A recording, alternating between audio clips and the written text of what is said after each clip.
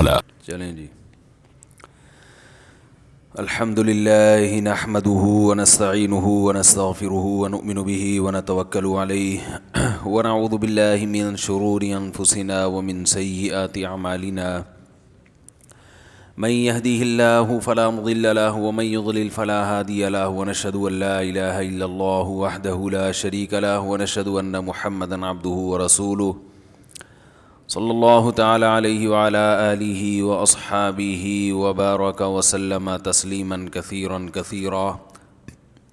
اما بعد فاعوذ باللہ من الشیطان الرجیم. بسم اللہ الرحمن الرحیم. نون والقلم وما يسطرون ما انت بنعمت ربک بمجنون وان لک لاجرا غیر ممنون وانک لعلی خلق عظیم. نومبر 2019 ہے نا، نومبر ہے نا 2019 اور ربیع الاول 1441 ہجری. صلو علی الحبیب. ربیع الاول ہے بھائی. تو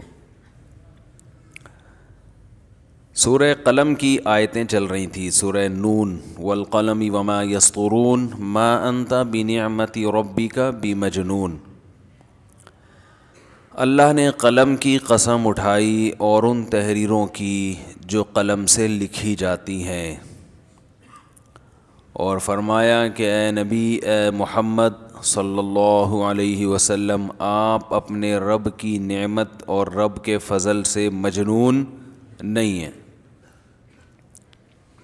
تو اس پر بیان چل رہا تھا کہ نہ نبی مجنون اور نہ نبی کو فالو کرنے والے مجنون. آپ کو کہاں دیکھا ہے میں نے یار؟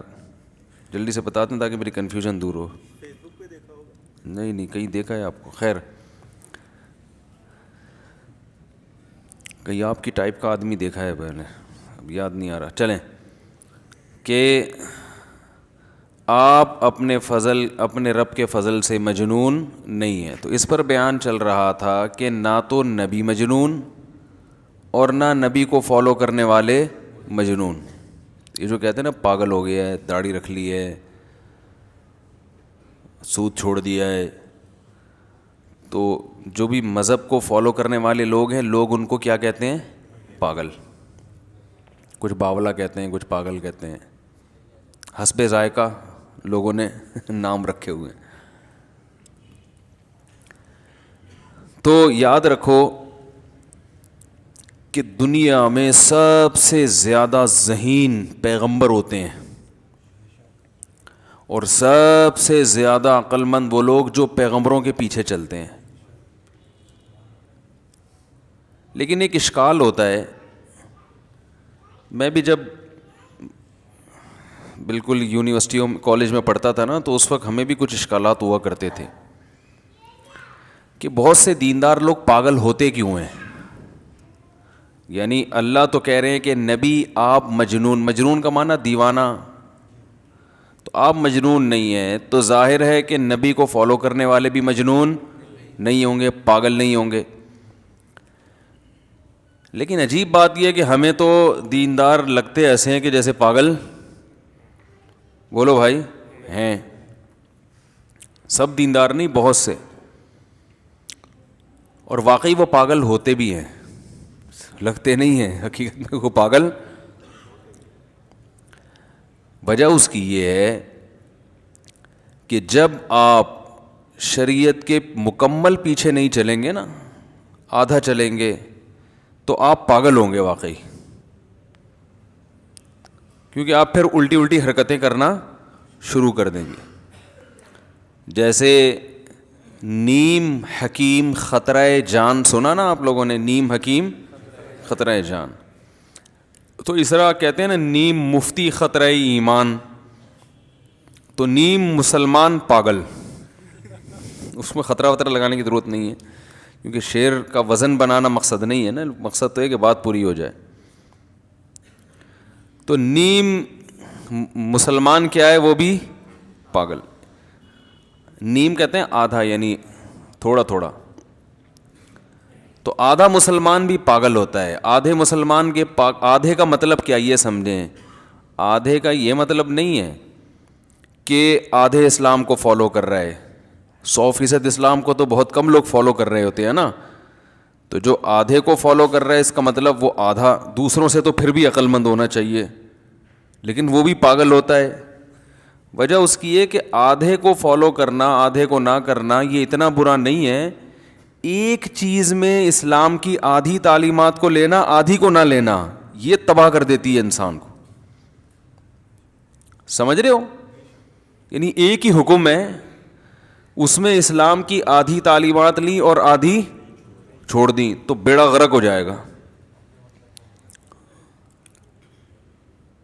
اس کی مثال ایسے ہے کہ میں شادیاں کرتا رہتا ہوں, مثال اسی کی دے دیتا ہوں. آپ نے 4 شادیاں ہمارے بیان سے سیکھا اور آپ نے کہا میں 4 کروں گا, اسلام نے ترغیب دی ہے, لیکن عدل والی شرط اسلام سے بولو بھائی نہیں لی, تو یہ تو بالکل ہی بیڑا غرق کر دے گا کہ نہیں کر دے گا. یعنی اسلام سے کہ اسلام نے یہ بھی کہا نا کہ حقوق بھی ادا کرے برابری بھی کرے, یہ والی شرط اسلام کی نہیں لی, شادیوں والی لے لی, تو یہ تو اسلام کا مذاق بنائے گا. اس سے تو بہتر ہے کہ نہ کرتا. بہتر کیا, ضروری تھا کہ نہ کرتا. تو جب ایک ہی حکم میں آدھا اسلام لیا, اسی حکم میں پوری تعلیمات نہیں لی, تو پھر وہ واقعی پاگل ہوتا ہے. سمجھ رہے ہیں؟ وہ پھر مروائے گا, وہ بیڑا غرق کروائے گا, اپنا بھی, گھر والوں کا بھی, بچوں کا بھی, معاشرے کا بھی, پھر مذاق بنوائے گا وہ. تو ہم میں سے بہت سے لوگ جو دیندار ہوتے ہیں اور پاگل لگ رہے ہوتے ہیں, بعض دفعہ تو ہمیں اپنی کم علمی کی وجہ سے پاگل لگتے ہیں. پاگل ہم ہوتے ہیں, ہمیں لگتے وہ ہیں.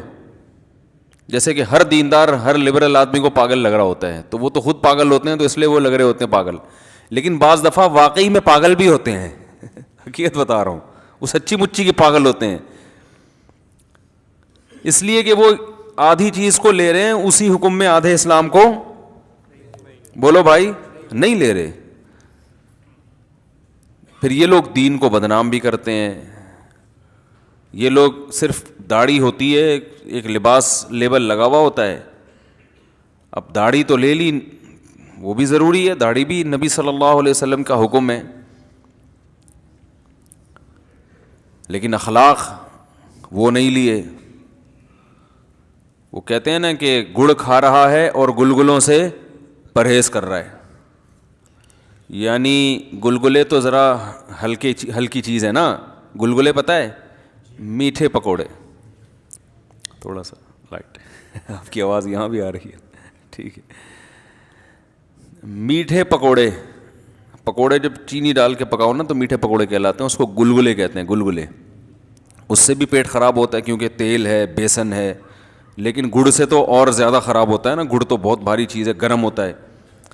تو اب یہ ایسا مریض ہے جس کا پیٹ خراب ہے, یہ گڑ کھا رہا ہے. جب اس کے سامنے گلگلے رکھے گئے تو کہہ رہا ہے میرا پیٹ خراب ہے, ایکچولی آج میری طبیعت تھوڑی سی ناساز ہے. تو یہ کیسی ناساز ہے بھائی, تو گڑ کھا رہا ہے, گلگلوں سے کیا کر رہا ہے, پرہیز کر رہا ہے. اسی کی ایک اور مثال دی جاتی ہے, بارش سے بھاگا پر نالے کے نیچے آ کے کھڑا ہو گیا. بارش سے بھاگا کہ کہیں بھیگ نہ جاؤں, اور بھاگنے کے لیے کھڑا کہ کہاں کے ہوا ہے, پر نالے کے نیچے. تو یہی ہو رہا ہے آج کہ شریعت کے احکام میں ایک حکم کو لے لیا جو بہت زیادہ اہم تھا, یقیناً اس سے بھی زیادہ اہم حکم کو چھوڑ دیا. تو یہ ہو رہا ہے آج کل. اس کی وجہ ہے کم علمی, علم نہیں ہے. حضرت مفتی تقی عثمانی صاحب اللہ ان کی عمر برکت دے, ان کے حوالے سے کسی نے ایک بڑی پیاری مثال دی. فرمایا کہ ایک ہوتا ہے تفقہ, فقہ, ایک ہوتا ہے علم, اور ایک ہے حکمت. بڑی پیاری مثال دی, مجھے بڑی اچھی مثال لگی. میں نے کہا یہ بیان میں نقل کروں گا انشاءاللہ. فقہ کہتے ہیں سمجھ بوجھ, سینس جسے کہتے ہیں, اور حکمت اور دانائی اس سے بھی, سینس تو لازم ہے نا, واجب ہے کہ آپ میں فقہ ہو, سمجھ ہو. اور ایک ہے علم, یہ پہلا درجہ ہے. سب سے پہلے علم, پھر آتی ہے سینس. کھوپڑی بھی ہو اور پھر حکمت اور دانائی. تو انہوں نے فرمایا کہ ڈسپرین جو ہے نا ایک ٹیبلٹ ہے, ڈاکٹر کو پتہ ہوتا ہے کہ ڈسپرین سے سر کا درد ٹھیک ہوگا. یہ ڈاکٹر کو بھی پتہ ہے اور آپ کو بھی پتہ ہے کہ ڈسپرین کی گولی کھانے سے سر کا درد کیا ہو جاتا ہے, ٹھیک ہو جاتا ہے. بھائی جان ایک دفعہ نا قیامت آنے سے پہلے مجمع ضرور دکھا دینا بیان. ابھی دبئی میں بھی وہاں بھی لوگ, انڈیا کے لوگ اعتراض کر رہے ہیں کہ پتہ نہیں کوئی بندہ سامنے بیٹھا بھی ہوتا ہے. آج تک کہہ رہے ہیں کبھی نہیں دیکھا, کبھی بھی نہیں دیکھا. میں نے کہا ایک کیمرہ ہے, کہاں کس کس کو دکھائیں بھائی. تو ایک دفعہ میں نے کہا مرنے سے پہلے انشاءاللہ یا امام مہدی کے آنے سے پہلے ہم پبلک دکھائیں گے. وجہ اس کی یہ کہ کیمرہ تھوڑا سا گھما دیا نا, پھر 1 گھنٹہ لگے گا اس کو واپس اپنی جگہ پہ لانے میں. تو ایک دفعہ یہ نوٹ کر لے, امام مہدی کے آنے سے پہلے ایک دفعہ لازمی دکھانا ہے, ٹھیک ہے. تو کیا بات چل رہی تھی یار, ٹیکنیکل بات چل رہی. ہاں ڈسپرین کی مثال دے رہا تھا کہ جو ڈسپرین ہے یہ سر کے درد کو ٹھیک کرتی ہے. یہ علم ہے, نالج کی بات ہے نا کہ بھائی ڈسپرین سے کیا ہوتا ہے, سر کا درد ٹھیک ہوتا ہے. تو ایسے ہی مسائل, شریعت کے مسائل میں بھی ایسا ہی ہے کہ آپ کو پتہ ہوتا ہے کہ یہ جائز ہے اور یہ ناجائز ہے. اس سے اوپر کا درجہ ہے کہ آپ کو یہ پتہ ہو کہ ڈسپرین سر کا درد کیسے ٹھیک کرتی ہے. یہ ڈاکٹروں کو پتہ ہوتا ہے, عام آدمی کو پتہ نہیں ہوتا. یہ کیسے ٹھیک, اس میں کیا ایسی چیز ہے جس کی وجہ سے سر میں درد ٹھیک ہو جاتا ہے. یہ ڈاکٹر کو پتہ ہوتا ہے جس نے میڈیکل سائنس باقاعدہ پڑھی ہوتی ہے. تیسرا درجہ ہے حکمت, کہ کس نے سر کے درد کو ٹھیک کرنے کے لیے کتنی ٹیبلٹ کھانی ہے, کس کو ڈوز کتنی دینی ہے, دینی بھی ہے کہ نہیں دینی ہے. ہر سر کے درد کی, ہر آدمی جس کے سر میں درد ہو اس کو ڈسپرین نہیں کھلائی جاتی, اور جس کو کھلائی جاتی ہے تو سب کو ایک جیسی مقدار میں نہیں کھلائی جاتی. یہ کیا ہے, حکمت. یہ سینس سے اوپر کی چیز ہے. بات آ رہی ہے سمجھ میں کہ نہیں آ رہی, کہ کس کو کتنی ٹیبلٹ دینی, کس کو کتنی ہے. اور انہوں نے فرمایا کہ یہ چیزیں کتابوں میں, یہ تیسری چیز کتاب میں نہیں ملتی. یہ ڈاکٹر کا تجربہ, اس کی اپنی عقل, خود بھی ڈسپرین کھا کے بیٹھا ہے یا بغیر ڈسپرین کے بیٹھا ہوا ہے, یہ سب چیزیں یعنی وہ کرتی ہیں. تو یاد رکھو اسی طرح دین کے معاملے میں بھی مسئلہ ہمارے ساتھ یہ ہے کہ نہ خود پتہ ہے اور نہ ایسے پر اعتماد کرنے کے لیے تیار ہیں کہ جس کو پتہ ہے. صرف ظاہری علم ہے, ظاہری علم, وہ یہ جائز ہے وہ ناجائز ہے, یہ حدیث ہے وہ فلانی آیت ہے, اور وہ پھر اس پہ فتوی بازی تھوپتے رہتے ہیں. اور پھر ظاہر ہے ضلوا و اضلوا, خود بھی گمراہ اور دوسروں کو بھی گمراہ. علماء کو پتہ ہوتا ہے, جن میں حکمت ہے, جن علماء میں, ان کو پتہ ہوتا ہے کہ یہ حدیث اس موقع کے لیے نہیں ہے, اس کا کوئی غلط فائدہ اٹھائے گا. جیسے نا ڈسپرین تو ہے, سر کا درد تو ٹھیک کرتی ہے, مگر آپ کے لیے نہیں ہے. پیناڈول سے طبیعت ٹھیک ہوتی ہے مگر ہر ایک کے لیے نہیں ہے. تو ایسے بہت, ہر چیز ہر ایک کے لیے نہیں ہوتی.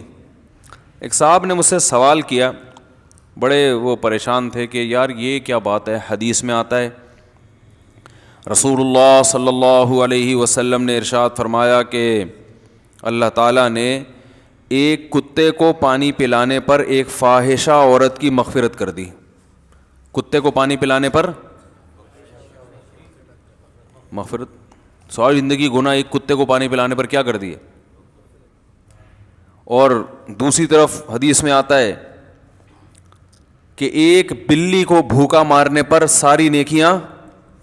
ارے وہ مشہور حدیث ہے نا, ایک عورت نے بلی کو باندھ دیا, نہ کھلاتی تھی نہ پلاتی تھی, وہ بلی بھوک سے تڑپ تڑپ کے مر گئی, اللہ نے اس کو عذاب میں ڈال دیا, ساری نیکیاں ضائع ہو گئیں. ایک, اب وہ پریشان کہنا یار وہ تو بس گویا وہ یہ کہنا چاہ رہے تھے ادھر تو ایک اندھی ہے, بس اللہ جس کو چاہے اٹھا کے جنت میں ڈال دے, جس کو چاہے اٹھا کے بخشش پہ آئے گا تو ہماری ایک نیکی قبول کر لے گا, اور اگر اس نے عذاب ہی دینا ہوگا تو ہماری ساری نیکیاں دھری کی دھری, کوئی ایک گناہ پکڑ کے ہمیں کیا کر دے گا, جہنم میں.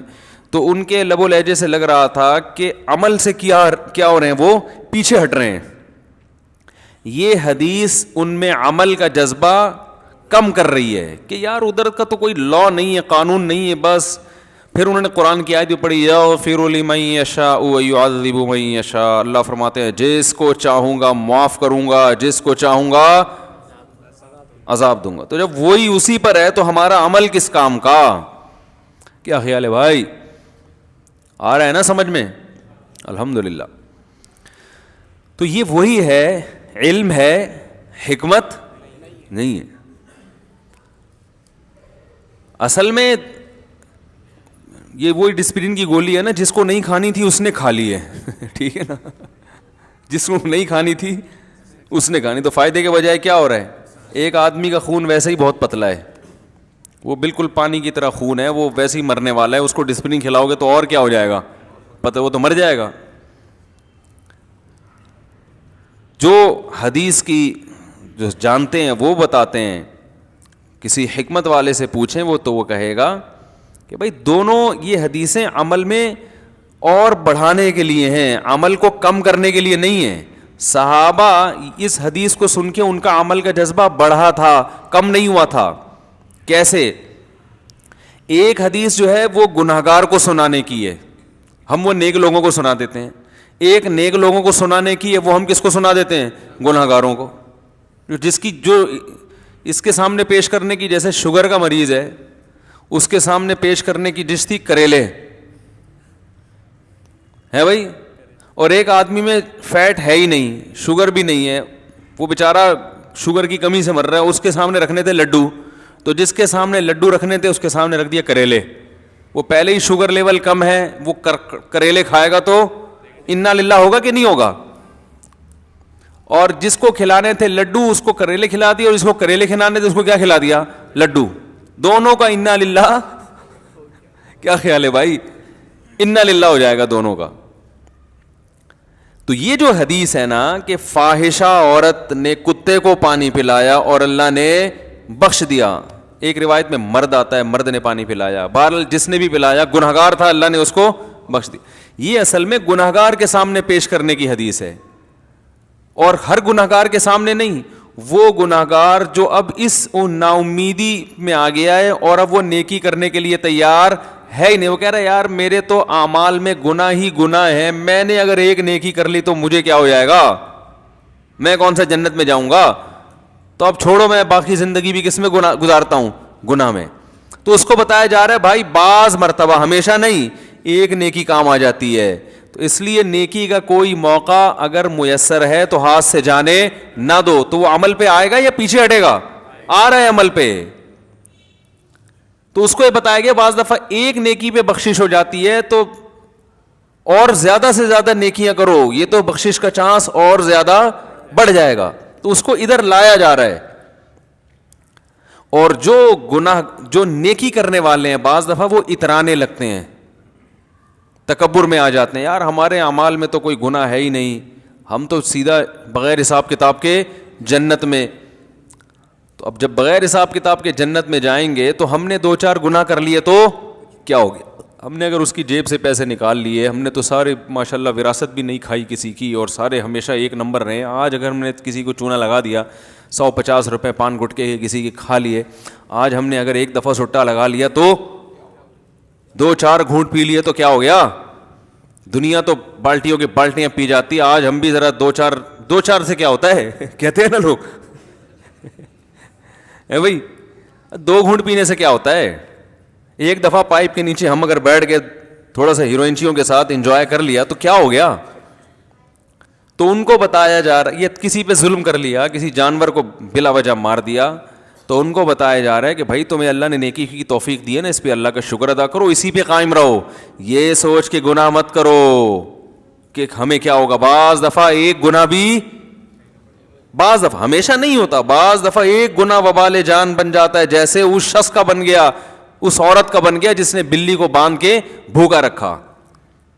تو اب صحابہ جب یہ حدیث سنتے تھے تو ان میں عمل کا جذبہ بڑھتا تھا, اور ہم جب سن رہے ہیں ابے جب یغفر لمن یشاء, جس کو چاہے گا بخش دے گا, یہ تو معاملہ خراب ہو گیا. تو اصل میں حدیث کا مطلب یہ ہوا کہ ایک نیکی پہ اللہ بخش سکتے ہیں تو بار بار نیکیوں پہ کیوں نہیں بخشیں گے؟ اور ایک گناہ پہ اللہ برباد کر سکتے ہیں تو بار بار گناہ کرو گے تو برباد کیوں نہیں ہوگے؟ تو مطلب یہ کہ جو نیکیاں کر رہا ہے وہ کرتا چلا جائے اور جو گناہ کر رہا ہے وہ گناہ سے بچنے کی کوشش کرے. سمجھ میں آ رہی ہے کہ نہیں آ رہی بات؟ اور معاملہ ہمارے یہاں کیا ہو رہا ہے؟ الٹا ہو رہا ہے. یہی وجہ ہے کہ اللہ کی رحمت کی حدیثیں گناہگاروں کو سنائی جا رہی ہیں جو توبہ کرنے کے لیے تیار نہیں ہیں، حالانکہ وہ ان کے لیے تھوڑی ہیں، ان کے لیے تو عذاب کی وعیدیں ہیں. یہ جو آتا ہے نا لا تقنطوا من رحمت اللہ، اللہ کی رحمت سے نا امید مت ہو، یہ ان کے لیے ہے جن کا آگے قرآن میں تذکرہ ہے. وَأَنِيبُوا إِلَىٰ رَبِّكُمْ، کہ اپنے رب کی طرف متوجہ ہو جاؤ. وَأَسْلِمُوا لَهُ، اپنے آپ کو اس کے حوالے کر دو. ایسے گنہگاروں کو کہا جا رہا ہے کہ اب آ جاؤ، اب اللہ کی طرف آ جاؤ، ماضی کو بھول جاؤ. اور ہمارے ہاں جو آیت بتائی جاتی ہے کہ اللہ کی رحمت سے نا امید نہ ہو، یہ ان لوگوں کو جو گناہ کر رہے ہیں اور آئندہ بھی کرنے کا پروگرام ہے، کرتے رہو، اللہ کی رحمت سے نا امید مت ہو. تو یہ تو غلط ہے، یہ کہاں کی کہاں لگا دی. تو دین جو ہے نا، پورے دین پر انسان چلے تو پھر انشاءاللہ پھر وہ پاگل نہیں کہلائے گا. اور اگر پھر ایسے شخص کو کوئی پاگل کہے گا تو خود پاگل ہوگا. سمجھ رہے ہیں؟ تو ہم میں سے بہت سے لوگ آدھے پہ چل رہے ہیں، آدھے پہ نہیں چل رہے. دوسری ایک اہم ترین بات یاد رکھیں، یہ بہت اہم مسئلہ ہے کہ ہمارے ہاں کسی کی جو برائی ہے نا، برائی اس کو ناپنے کا وہ معیار نہیں ہے جو اللہ اس کے رسول کا معیار ہے. ہمارے ہاں جرم کو ہر انسان اخپل طریقے سے ناپتا ہے. سمجھ رہے ہیں؟ اس کی قیمت لگاتا ہے کہ یہ اتنا بڑا جرم ہے کہ یہ کہاں جائے گا؟ جہنم میں. دیکھیں، کسی بھی ہر ملک میں سگنل توڑنے کا جرمانہ الگ ہے، ایسا ہی ہے نا. پاکستان میں اگر آپ سگنل توڑیں تو چالان الگ قسم کا ہوتا ہے، دبئی میں توڑ دیں تو بیڑا غرق ہو گیا آپ کا، امریکہ میں توڑ دیں تو الگ سزا ہے. ہر ملک میں بندہ مارنے کی الگ سزا ہے، ہر ملک میں بندہ مارنے کی الگ سزا ہے، رشوت کی الگ، ہر ملک کی الگ. تو ہر کنٹری نے، ان کی اسمبلی نے یا ان کے جو قانون دان لوگ ہیں، انہوں نے اپنے لحاظ سے جو ہے نا جرم کو ڈیفائن کیا ہوا ہے کہ بھئی یہ والا جرم جو ہے یہ اتنا بھاری ہے اور اس کی سزا اتنی ہوگی. تو ان کے جو بھی ماہرین ہیں وہ بیٹھتے ہیں، بھئی سگنل توڑا تو اس کا مطلب یہ لوگوں کی جان سے کھیل رہے ہیں، لوگوں کی جان سے کھیلنے کا مطلب بندہ بھی جا سکتا تھا، بندہ بھی جا سکتا ہے، اس کا مطلب یہ چھوٹا موٹا جرم نہیں ہے، لہٰذا اس پہ اتنا بھاری بھرکم جرمانہ ڈال دیتے ہیں کہ وہ آدمی کہتا ہے دوبارہ نہیں توڑوں گا کبھی. اور بعض لوگ دوسرے اسٹائل سے سوچتے ہیں کہ بھئی سگنل توڑا ہے تو بندہ تھوڑی توڑا ہے، بندے کو تھوڑی مارا ہے، اور اس کی نیت بھی نہیں تھی اور مرا بھی نہیں بندہ، یا تو مر جاتا بندہ تو توڑ کے بھاگا ہے نا، تو ٹھیک ہے 50 روپے لو نکلو یہاں سے. تو یہ یعنی ہر آدمی اپنے حساب سے. تو آپ جس کی ریاست میں ہوتے ہو اس کے قانون کے حساب سے جرم کو تولتے ہیں، وہاں کے قانون کے حساب سے. تو اسی طرح یاد رکھیں یہ زمین کس کی ریاست ہے؟ اللہ کی. تو جب اللہ کی نافرمانی ہوگی تو اس جرم کو اسی حساب سے تولا جائے گا. اللہ نے اس کو کتنا بڑا جرم قرار دیا ہے، اس کو اخپل طریقے سے، بولو نا بھائی، نہیں تولا جائے گا، اس کو اپنے حساب سے تولا جائے گا، یعنی اللہ کے حساب سے. آپ اگر کسی کا مال چھینتے ہیں، کسی کا پیسہ چراتے ہیں، وہ 100 روپے ہیں، جرم ہے. 1 لاکھ روپے چرائے بڑا جرم. لیکن اگر آپ سگے بھائی یا سگی بہن سے اس طرح دھوکہ دیتے ہیں تو ہیں وہ لاکھ روپے، مگر اللہ کے ہاں یہ جرم بڑا ہے، دگنا جرم ہے، رشتہ داری توڑنے کا بھی اور پیسے چرانے کا بھی. حالانکہ دنیا میں سزا دونوں کی ایک جیسی ہے. کیا خیال ہے بھائی؟ ایک جیسی سزا ہے. آخرت میں ایک جیسی نہیں ہے، آخرت میں ایک جیسی نہیں ہے، کیونکہ اللہ کے ہاں رشتہ داروں کا حق عام لوگوں سے، بولو بھائی، زیادہ ہے. اسی طرح ایک اور اہم بات یاد رکھیں کہ جب ہم کسی کو کسی کے ذاتی گناہ کی وجہ سے برا کہتے ہیں تو لبرل لوگ، جو لبرل سے میرے نام لحاظ لبرل جو بنتے ہیں، ہم بڑے فنٹر بنتے ہیں نا، لیکن کام ان کے عقل والے نہیں ہیں، یعنی شو یہ کرتے ہیں کہ ہم اپنی عقل پہ چلتے ہیں. میں نے ایک بیان میں لبرل کا بتایا تھا نا, لبرل اصل میں تو انگلش میں ایک اچھا لفظ ہے, اس لحاظ سے صحابہ کرام لبرل تھے, کیونکہ صحابہ کرام نے عقل کو فالو کیا, معاشرے کو فالو نہیں کیا. عقل نے بتایا کہ سچے نبی ہیں تو پھر انہی کے پیچھے چلو, تو اس لیے یہ لبرل کے ساتھ میں نام نہاد لبرل لگایا کروں گا, ٹھیک ہے نا, جو بنتے ہیں یا اصطلاح میں جن کو لبرل کہا جاتا ہے. تو کیا کہہ رہا تھا یار, ایک تو دماغ میرا بہت گھوم رہا, تھکاوٹ بہت ہے نا, وہ بتا تو رہا تھا یہ, نہیں یہ اہم بات کیا تھی, جلدی بتاؤ, وقت کم ہے یار. عجیب, اتنی اہم ٹیکنیکل قسم کی بات آئی تھی دماغ میں.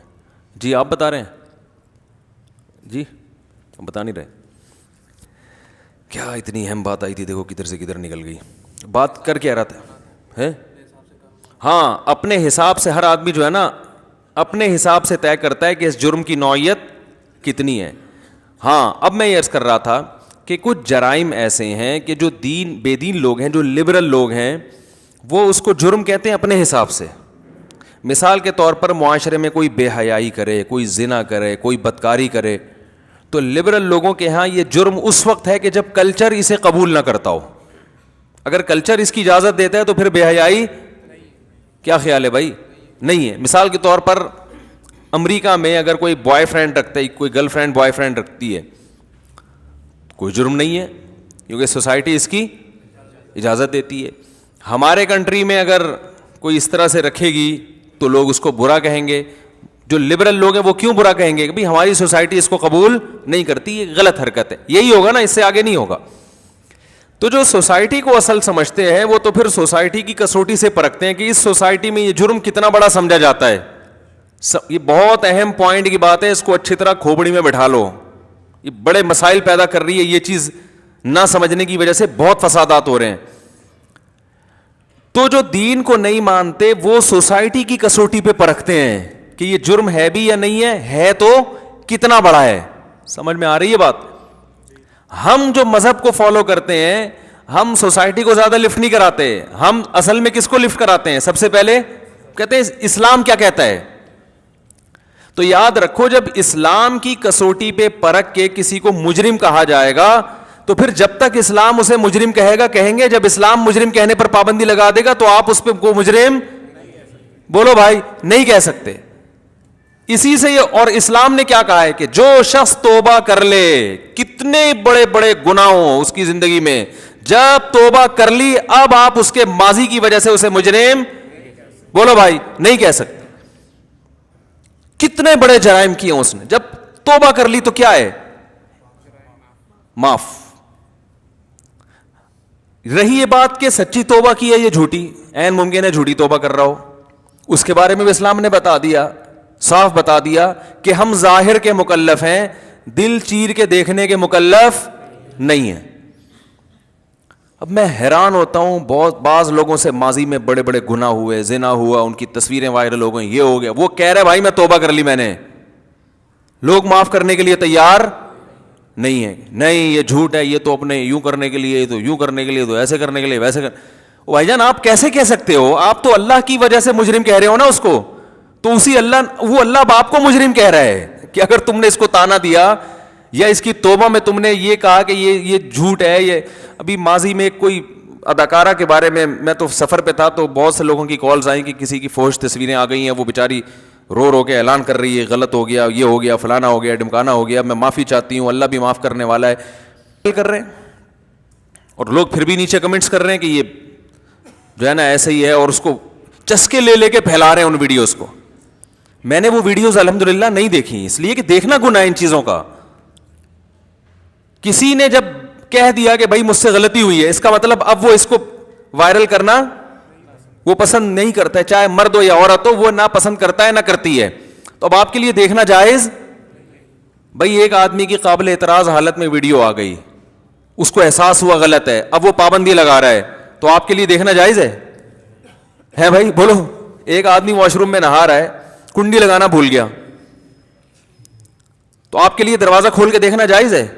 اب آپ کو تم نے کنڈی کیوں نہیں لگائی, تم نے کنڈی کیوں نہیں لگائی, یا چلو جان کر نہیں لگائی کنڈی اس لیے کہ وہ بہت ہی ماڈرن تھا, وہ کہہ رہا ہے یار کنڈی منڈی کیا چھچوری حرکتیں, کنڈی لگایا, گورے کی طرح نہاؤ کہ دیکھ لیا تو کیا ہو گیا.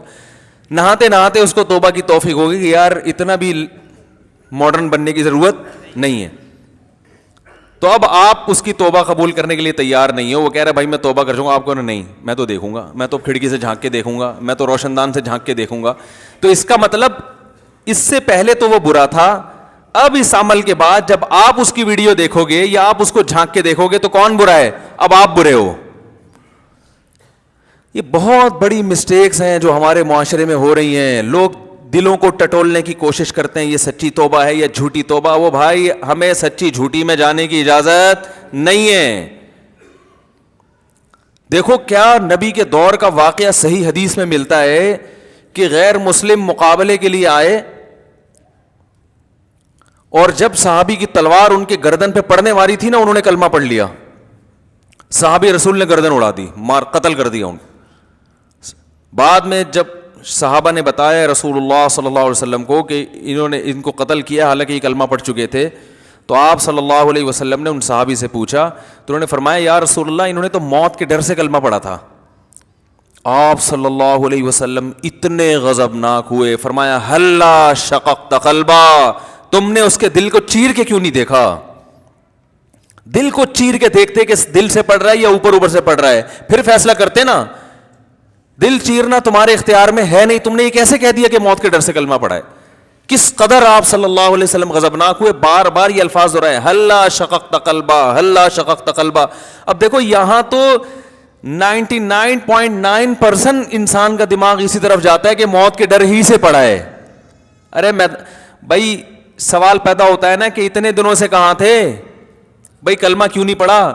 پھر میدان جنگ جب دونوں طرف صفیں تھیں اس وقت پڑھ لیتے, اور پھر جب لڑائی شروع ہوئی اس وقت پڑھ لیتے, جب تک بالکل عین اسی وقت جب میری تلوار کی زد میں آ گئے. تو بظاہر یہی لگ رہا ہے کہ موت کے ڈر سے پڑا ہے, لیکن آپ صلی اللہ علیہ وسلم نے فرمایا نا نا نا نا, ہم دل کو کاٹ کے دیکھنے کے مکلف نہیں ہیں.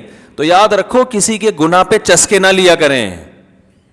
جو چسکے لے رہے ہوتے ہیں نا, رسول اللہ صلی اللہ علیہ وسلم نے ارشاد فرمایا لا تظہر الشماتۃ لاخیک, اپنے مسلمان بھائی یا مسلمان بہن بھی اس میں داخل ہے, ان کے کسی برائی کو دیکھ کے عار نہ دلایا کرو, خوش نہ ہوا کرو. شماتہ کہتے ہیں کسی کو مصیبت میں دیکھ کے خوش ہونا. فرمایا اس بات کا بہت زیادہ امکان ہے, آگے حدیث کے مکمل الفاظ ہیں, کہ اللہ اسے اس برائی سے بچا لے اور تمہیں مبتلا کر دے. اگلا نمبر تمہارا ہوگا. پھر چسکے لے رہے ہوتے ہیں, توبہ ماننے قبول کرنے کے لیے تیار ہے ہی نہیں, ہر چیز کی تعویل. بھائی کوئی کہہ رہا ہے کہ مجھ سے گناہ ہوا تھا, اس کی تصویریں وائرل ہو گئی, بھائی میں نے توبہ کر چکا ہوں, چھوڑ چکا ہوں. تو اپریشیٹ کرنا چاہیے نا, چلیں جی ماضی میں جو ہو گیا اللہ نے آپ کو توبہ کی توفیق دی, ماشاءاللہ بہت اچھا. نا نا نا, اب صاحب ایسا ہی ہے ٹھیک ہے, ابے بعد میں سب یہی بولتے ہیں, ابے سب یہی ہوتا. او بھائی اگر حقیقت میں بھی جھوٹی توبہ کی ہے, آپ کو اللہ کیا کہہ رہا ہے کہ اس کی حقیقت میں جانے کی چندہ ضرورت نہیں ہے. آپ نے یہی بولنا ہے بھائی سچی توبہ ہے, آپ نے یہی بولنا ہے. وہ اللہ جانے, وہ بندہ جانے, وہ اس کا آپس کا آخرت کا معاملہ ہے. یہ ان گناہوں کے معاملے میں جو کسی کے نجی گناہ ہوتے ہیں. ہاں حق دبایا ہوا ہے کسی کا, سمجھ رہے ہو, وہ حق بہرحال دینا پڑے گا. یہ کوئی قومی مجرم ہے, ایسے جرائم کر کے بیٹھا ہے کہ اس کو معاف کر دیا تو اس کا دوبارہ نقصان امت کو ہوگا. جیسے ڈاکو کی بھی ہمیں قرآن میں مثال ملتی ہے. ڈاکو جو ہے نا, ڈاکو, اب ایک آدمی نے درجنوں لوگوں کو قتل کر دیا اور پکڑائی میں نہیں آ رہا تھا. اب پکڑائی میں آیا تو کہہ رہے بھائی میں تو توبہ کر چکا ہوں. ہم کہتے چلے چکے, آپ ایکچولی 25-30 بندے مار دیے آپ نے, اور آپ نے کروڑوں روپے کھا لیے اور غریبوں کی زکوٰۃ بھی کھا لی. تو ہم نے جی مفتی صاحب کا بیان سنا ہے کہ جو توبہ کر لے تو اس کے ظاہر کو قبول کرنا چاہیے, تشریف لے جائیے. بلکہ توبہ کے 2 ہار بھی اس کے گلے میں ہم نے پہنا دی اور نام بھی رکھ دیا توبہ خان کہ بھئی ٹھپا لگ جائے کہ بھئی یہ کیا ہے. وہ کیا ہے, بڑا اچھا ملک ہے. دوبارہ 5-6 بندے مار دیے اس نے, اور یہ کیا اور وہ کیا, پھر پکڑائی میں آ گیا, پھر کہہ رہا ہے بھائی میں نے کیا کر لی ہے, توبہ کر لی ہے. تو یہ ان جرائم کے بارے میں نہیں ہے, اس لیے کہ ایسے لوگوں کو چھوڑنے میں نقصان کس کا ہے, لوگوں کا. تو یہاں کے بارے میں دوسری حدیث ہے, لا یلدغ المؤمن من جوہر مرتین, مومن ایک سوراخ سے 2 دفعہ نہیں ڈسا جاتا. یہاں عقل مندی دکھانی ہے, ایک ہے کسی کا نجی معاملہ, وہ کیا کر رہا ہے, زنا کیا اس نے, بے حیائی کی, شراب پی, اس کا نجی معاملہ ہے, اس گناہ پہ پردہ ڈالنے کا حکم ہے. اور اگر پکڑا جائے توبہ کا اعلان کرے تو توبہ کو ماننے کا حکم ہے. 100 دفعہ توبہ کرے, 100 دفعہ توڑے, 101ویں دفعہ میں توبہ کرے گا تو ہمیں پچھلے 100 کے بارے میں یہ نہیں کہہ سکتے, ہمیں اس میں بھولنا ہے. 100 دفعہ پکڑا گیا, 101ویں دفعہ میں توبہ کر رہا ہے تو ہمیں یہ حکم ہے کہ ہم 101ویں دفعہ بھی کہیں سچی توبہ کر رہا ہے. سمجھ میں آ رہی ہے بات کہ نہیں آ رہی؟ لیکن جو ایسے جرائم ہوتے ہیں جس سے معاف کرنے میں لوگوں کا نقصان ہے, تو اس میں شریعت میں یہ پھر نہیں ہے. اس میں یہ کہ ایک سوراخ سے 2 دفعہ نہیں ڈسے جاتے. وہاں دوسری حدیث ہے, میں اکثر سناتا رہتا ہوں, ایک جاسوس پکڑا گیا غیر مسلموں میں, نبی صلی اللہ علیہ وسلم نے حکم دیا اس کو قتل کر دو. اس نے کہا یا رسول اللہ میری بیٹیاں ہیں. آپ صلی اللہ علیہ وسلم نے ترس کھا کے اس کو چھوڑ دیا. دوبارہ پکڑا گیا, حالانکہ اس کو چاہیے تھا اب جاسوسی نہ کرتا, جاسوس تو لوگوں کو قتل کروا دیتا ہے. آپ صلی اللہ علیہ وسلم نے دوبارہ جب پکڑا گیا نبی کے سامنے لایا گیا, اس نے پھر کہا میری 6 بیٹیاں تھیں غالباً ان کی, تو آپ نے فرمایا لا یلدغ المؤمن من جوہر مرتین, مومن ایک سوراخ سے 2 دفعہ نہیں ڈسا جاتا. اب نہیں, جو سیاسی لیڈر ہوتے ہیں نا جو کرپشن میں پکڑے جائیں, کرپٹ ترین ہو, وہ دوبارہ ووٹ مانگے اور کہیں میں نے کرپشن سے توبہ کر لی, بولیں بھائی ہمیں نہیں پتا آپ نے کیا کہ نہیں کیا, اللہ معاف کر دے گا, ہم دوبارہ آپ کو ووٹ دینے کی جسارت نہیں کر سکتے. بھائی ہم نے ایک دفعہ بھگت لیا ہے, ٹھیک ہے نا. یہاں نہیں ہے. تو ہر چیز کا ایک موقع ہوتا ہے نا, میں نے بتایا نا ڈسپلن کس کو کھلانی ہے کس کو نہیں کھلانی, کس کو کریلے کھلانے ہیں کس کو لڈو کھلانے ہیں, کس کا شوگر لیول اوپر لے جانا ہے کس کا نیچے لے کے آنا ہے. اب ایسا نہ ہو شوگر کے مریض کریلے کھانا شروع کر دیں جا کے. یہ ایک مثال دے رہا ہوں, جو بھی کھانا ہے ڈاکٹر سے پوچھ کے کھائیں, ٹھیک ہے. تمام دوائیں بچوں کی پہنچ سے دور رکھیں, پھر بھی آرام نہ آئے قریبی معالج سے رجوع کریں. تو اب ڈاکو کے بارے میں مثال دے رہا تھا, دیکھیں کیسی شریعت نے حکم دیا ہے. فرمایا کہ انما جزاء الذین یحاربون اللہ ورسولہ ویسعون فی الارض فسادا ان یقتلوا او یصلبوا او تقطع ایدیہم وارجلہم من خلاف او ینفوا من الارض. اب حدیث آیت نمبر تو میں پیش نہیں کر رہا, تو پوری آیت پڑھ رہا ہوں.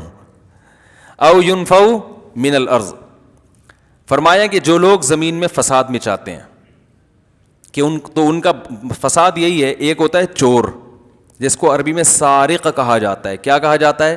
سارق. وہ جب پکڑا جائے اور عدالت میں ثابت ہو جائے کہ اس نے چوری کی ہے, تو شریعت کیا کہتی ہے؟ اس کا ہاتھ کاٹ ڈالو. وہ کہ میں توبہ کرتا ہوں, میں معافی مانگتا ہوں, بھی ٹھیک ہے آخرت میں معاف ہو جائے گا, دنیا کی سزا جاری ہوگی. کیونکہ ہم اگر ابھی آپ کو چھوڑ دیں تو پھر پتہ نہیں آپ نے دل سے کیا یا اوپر سے کی ہے. تو ایسا نہ ہو دوبارہ چوری کریں, تو ہم پبلک کو آپ کی بھینٹ نہیں چڑھا سکتے, آپ کے توبہ کی بھینٹ, صحیح ہے نا. دل کا حال اللہ ہی جانتا ہے. جب تک گرفتار نہیں ہوئے تو ٹھیک ہے, اب پکڑے گئے ہو اور ثابت ہو گیا تو ہاتھ کٹے گا. تو چونکہ یہ ایک قوم کا مجرم ہے نا, تو اسی طرح ایک ہوتا ہے ڈاکو. چور میں اور ڈاکو میں کیا فرق ہے؟ چور چپکے سے مال لیتا ہے اور پتلی گلی کو تلاش کرتا ہے, چپکے سے بھاگوں. ڈاکو ہمیشہ چوڑی گلی سے آئے گا, وہ ایسا نہیں آئے گا یہاں سے نکلو ادھر سے لوٹے میں سے نکل کے آیا, ادھر سے لیٹرین میں دریافت ہوا, یا وہ گھر میں شادی میں گئے ہوئے ہیں تو ادھر سے چپکے سے پھلانگ کے آیا اور پھر یوں کھڑکی سے ہاتھ ڈال کے گھڑی نکل, ایسا نہیں کرتا. وہ آتا ہے بندوق لے کے. تو یہ بڑا مجرم ہوا نا, کیا خیال ہے بھائی؟ وہ آتا ہے بندوق لے کے, اس کے ساتھ لوگ ہوتے ہیں اور وہ بندے مارنے میں آر محسوس. چور تو اپنی جان بچا کے بھاگنے کی فکر میں ہوتا ہے. اس کے یعنی ایک گولی ٹرائگر جو ہے نا اس کے ہاتھ پہ ہوتا ہے, چند پیسوں کے پیچھے لوگوں کی جان لے لیتا ہے. تو ایسے لوگوں کے بارے میں اللہ نے فرمایا الا الذین تابوا من قبل ان تقدروا علیہم, ان کی بھی توبہ قبول ہے بشرطے کہ گرفتاری سے پہلے توبہ کر لیں.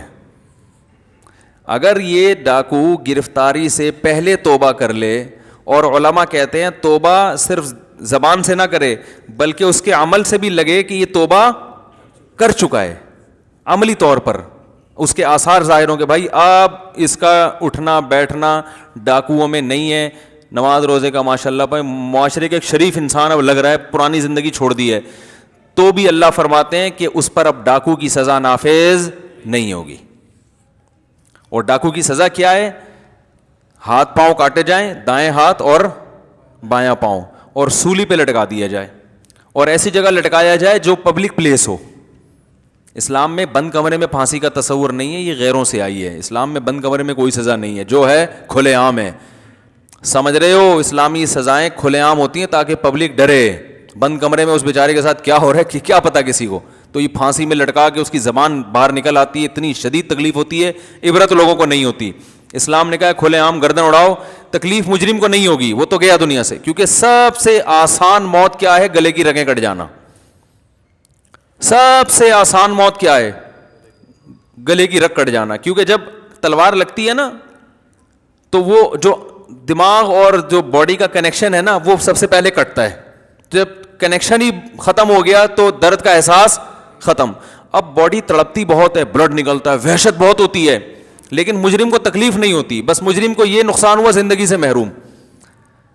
لیکن پبلک کو عبرت ٹھیک ٹھاک حاصل ہوتی ہے. وہ جب دیکھتے ہیں نا سر ادھر پڑا ہوا ہے اور دھڑ ادھر تڑپ رہا ہے. وہ ایک صاحب نے سعودی عرب میں اپنی آنکھوں سے دیکھا, پہلے جب بہت زیادہ قصاص کے واقعات ہوتے تھے, اچھا خاصا صحت مند آدمی تھا, کہہ رہا ہے میں نے سعودی عرب میں ایک کی گردن اڑاتے ہوئے دیکھ لیا جلاد کو.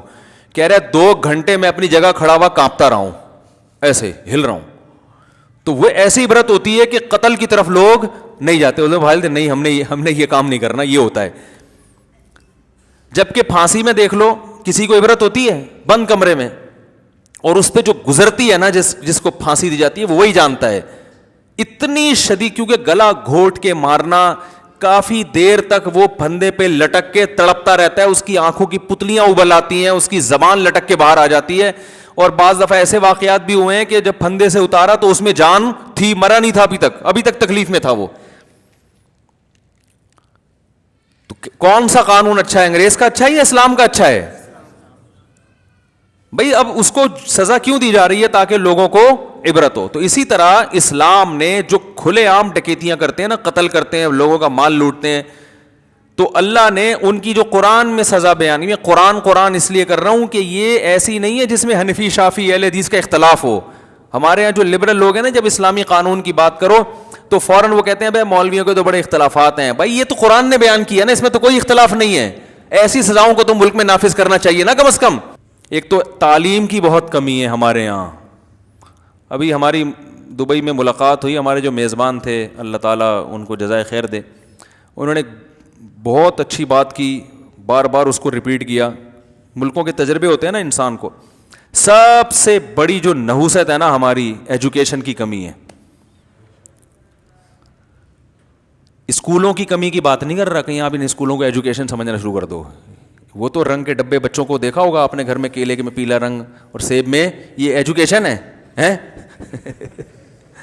یلو ڈے منا رہے ہیں, نیلا, یہ ٹوپی ڈرامہ ہے, اس کو ایجوکیشن نہیں بولتے. اس سے کچھ بھی پیدا نہیں ہوگا. انگلش تھوڑی بہت ٹھیک, وہ تو انگلش بھی ان کو اسکولوں میں اس لیے آتی ہے, ماحول انگلش کا دے دیا جاتا ہے. وہ تو آپ لندن میں چھوڑ دو, اس سے اچھی انگلش بولنا شروع کر دے گا.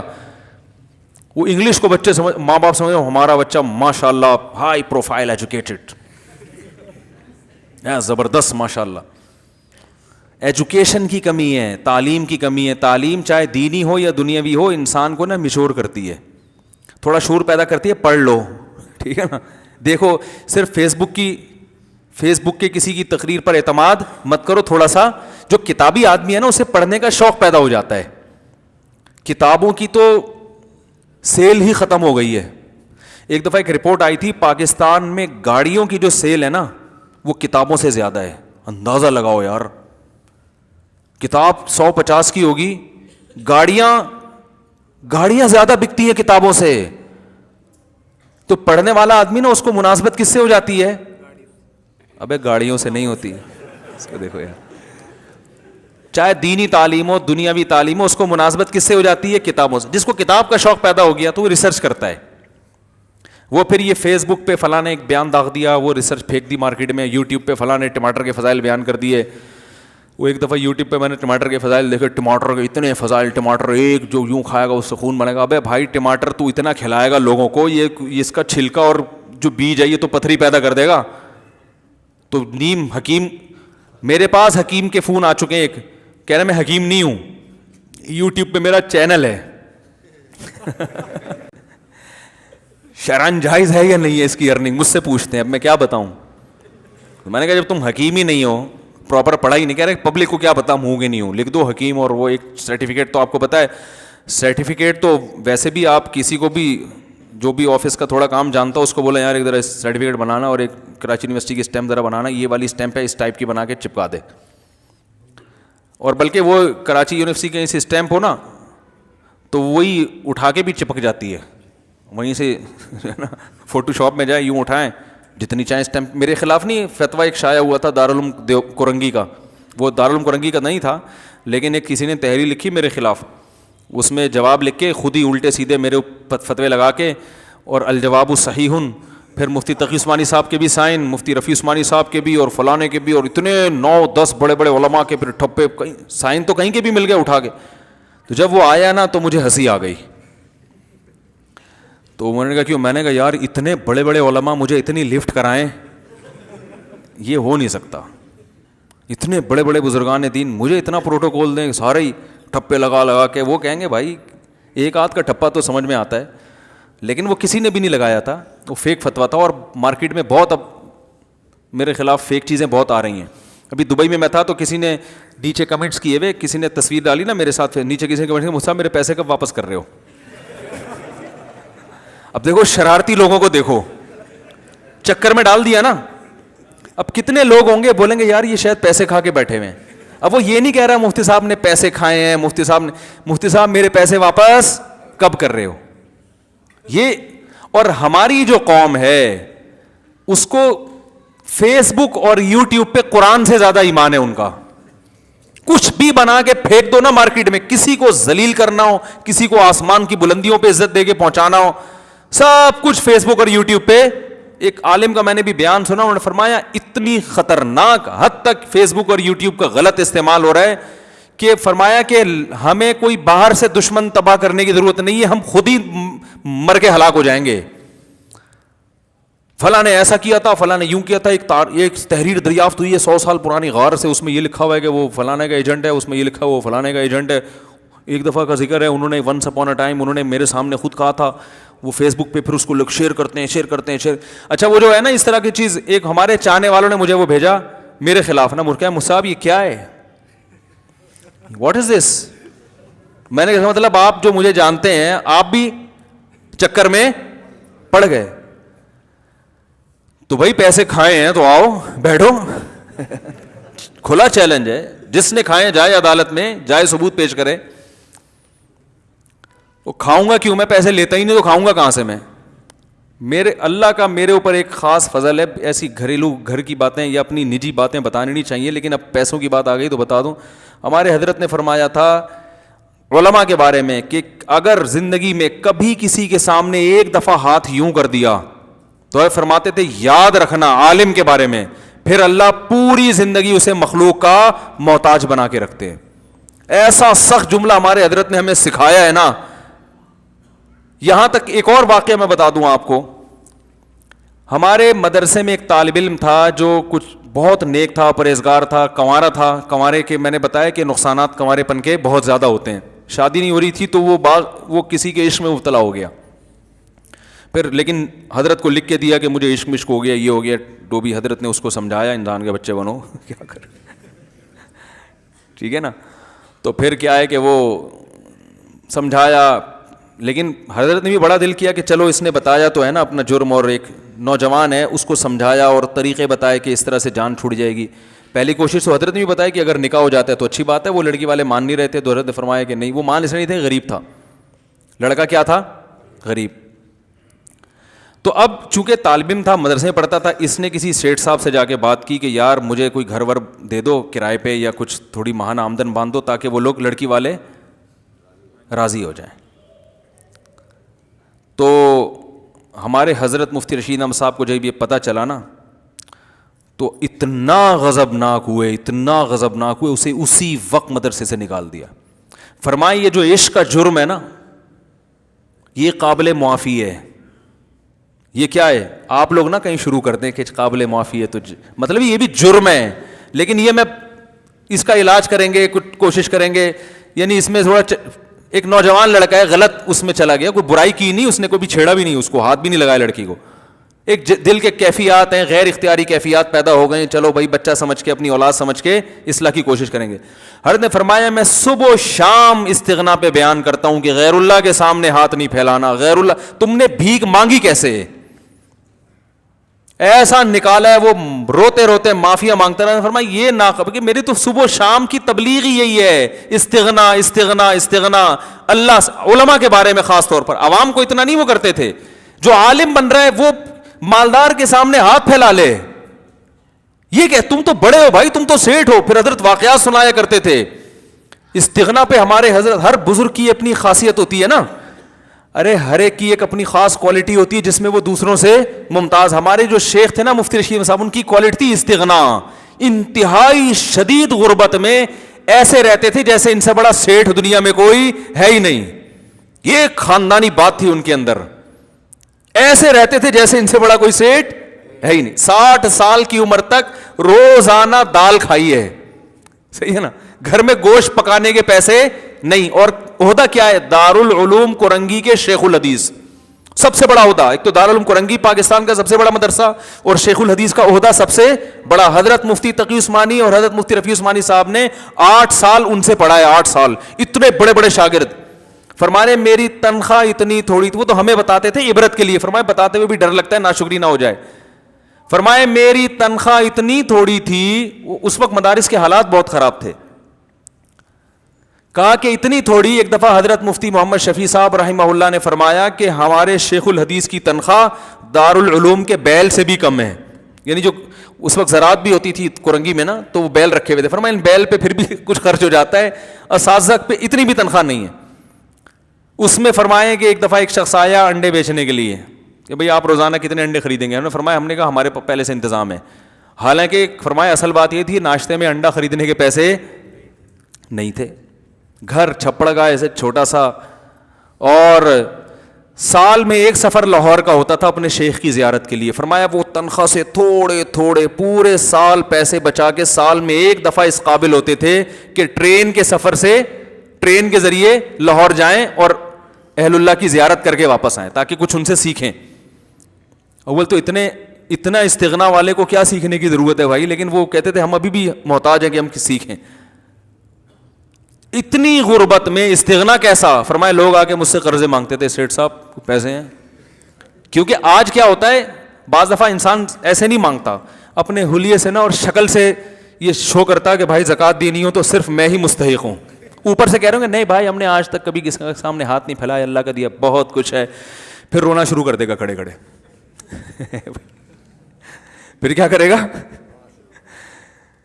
بعض لوگ ایسے چندہ مانگتے ہیں, کوئی اسٹائل دیکھو, جیسے ان کے گھر میں بچی کی شادی ہے نا, پیسے بھیک مانگنی ہے. ایک تو چلو غریب آدمی ہے, میں علماء کی بات کر رہا ہوں, عام آدمی کی نہیں. علماء کا تو حضرت فرماتے تھے استغنا وہ تو بادشاہوں والا ہونا چاہیے. عالم تو اللہ کا نائب ہے بھائی. فرمایا وہ تو بادشاہ, اس کا تو رزق اللہ نے, وہ دین کے کام میں لگ جائے اللہ کھلائے گا.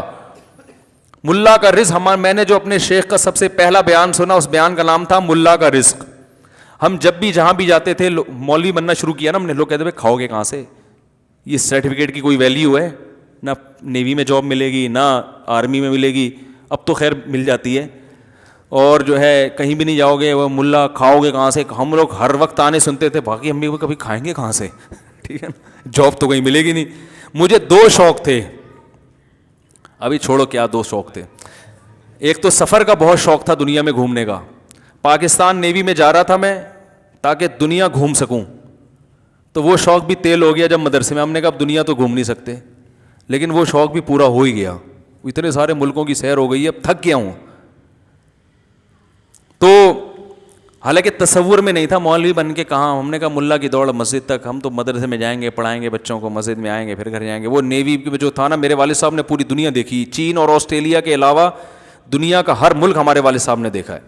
چین, آسٹریلیا, پاکستان نیوی میں تھے تو ہم نے بھی کہا نیوی میں جائیں گے, گھومیں گے پھریں گے, دنیا کی سیر کریں گے. Join the navy and see the world لکھا ہوتا ہے نا اکثر, میں یہ دیکھ دیکھ کے حسرت کرتا, سی دا ورلڈ. اور اچھی بات ہے, نیوی کے نوجوان گھومتے ہیں, دنیا سے بڑا فائدہ ہوتا ہے. تو ہم جب مدرسے میں آئے, ہم نے کہا دنیا گئی تیل لینے, اب تو گھوم نہیں سکتے, اب تو روٹی کے لالے پڑیں گے. کیونکہ لوگ کہتے ہیں کھاؤ گے کہاں سے, اب دنیا جانا تو دور کی بات, کھائے گا کہاں سے. ہم پریشان نا, ایسے ٹھٹھرنے انہیں بلی جب ٹھٹھرتی ہے تو کیا حال ہوتا ہے اس کا. ہمارے حضرت کا پہلا بیان ہم نے سنا ملا کا رزق. فرمایا اللہ پہ توکل کرو. ملا کے پاس جو رزق آتا ہے نا چھپڑ پھاڑ کے آتا ہے, ٹکرے مارتا ہوا آتا ہے, ایسے ٹکر مار کے آتا ہے کہ کھا. اب حقیقت بتا رہا ہوں, وہ کہتے ہیں بھائی نہیں کھا سکتا یار, نہیں کھا سکتا, کھا. ایسے لوگ. اور ہمارے جو کے پی کے پٹھان بھائی ہیں, یہ کہیں مل جائیں مفتی صاحب ایک چائے, پہلے یہ کھلائیں گے کھانا, بھائی کھا چکا ہوں, نہیں کھائے گا. ہے محبت, عقیدت ہے, ہر ایک کا عقیدت کا اپنا اسٹائل ہوتا ہے بھائی. تو جب وہ کہتے ہیں نا کھائے گا, مجھے فوراً یاد ہے ہمارے فرماتے تھے رزق کی پرواہ نہیں کرنا, تو وہ کھلاتے ہیں. تو نہیں تو پھر چائے, پھر چائے کی تو عادت دوبارہ اسی طرح سے, میں تو چھوڑ دی تھی چائے. اب یہی ہے کہ بھائی ہر جگہ جاؤ چائے چائے چائے, تو آدمی کہتے چلو یار وہی ہے, تھوڑا سا سٹا ہم نے بھی لگا لیا تو کیا ہو. اب لوگ کہتے ہیں ادھر آپ نے بیانات چائے کے خلاف کیے, ادھر خود پی رہے تھے آپ. تو بھائی چائے نہیں پلائیں گے تو پھر وہ لسی لے آئے گا. وہ لسی کا تو چائے تو پھر بھی اپنا کھانچا خود بنا کے دائیں بائیں نکل جاتی ہے نا, لسی کا ایڈجسٹ کہاں ہوگی وہ.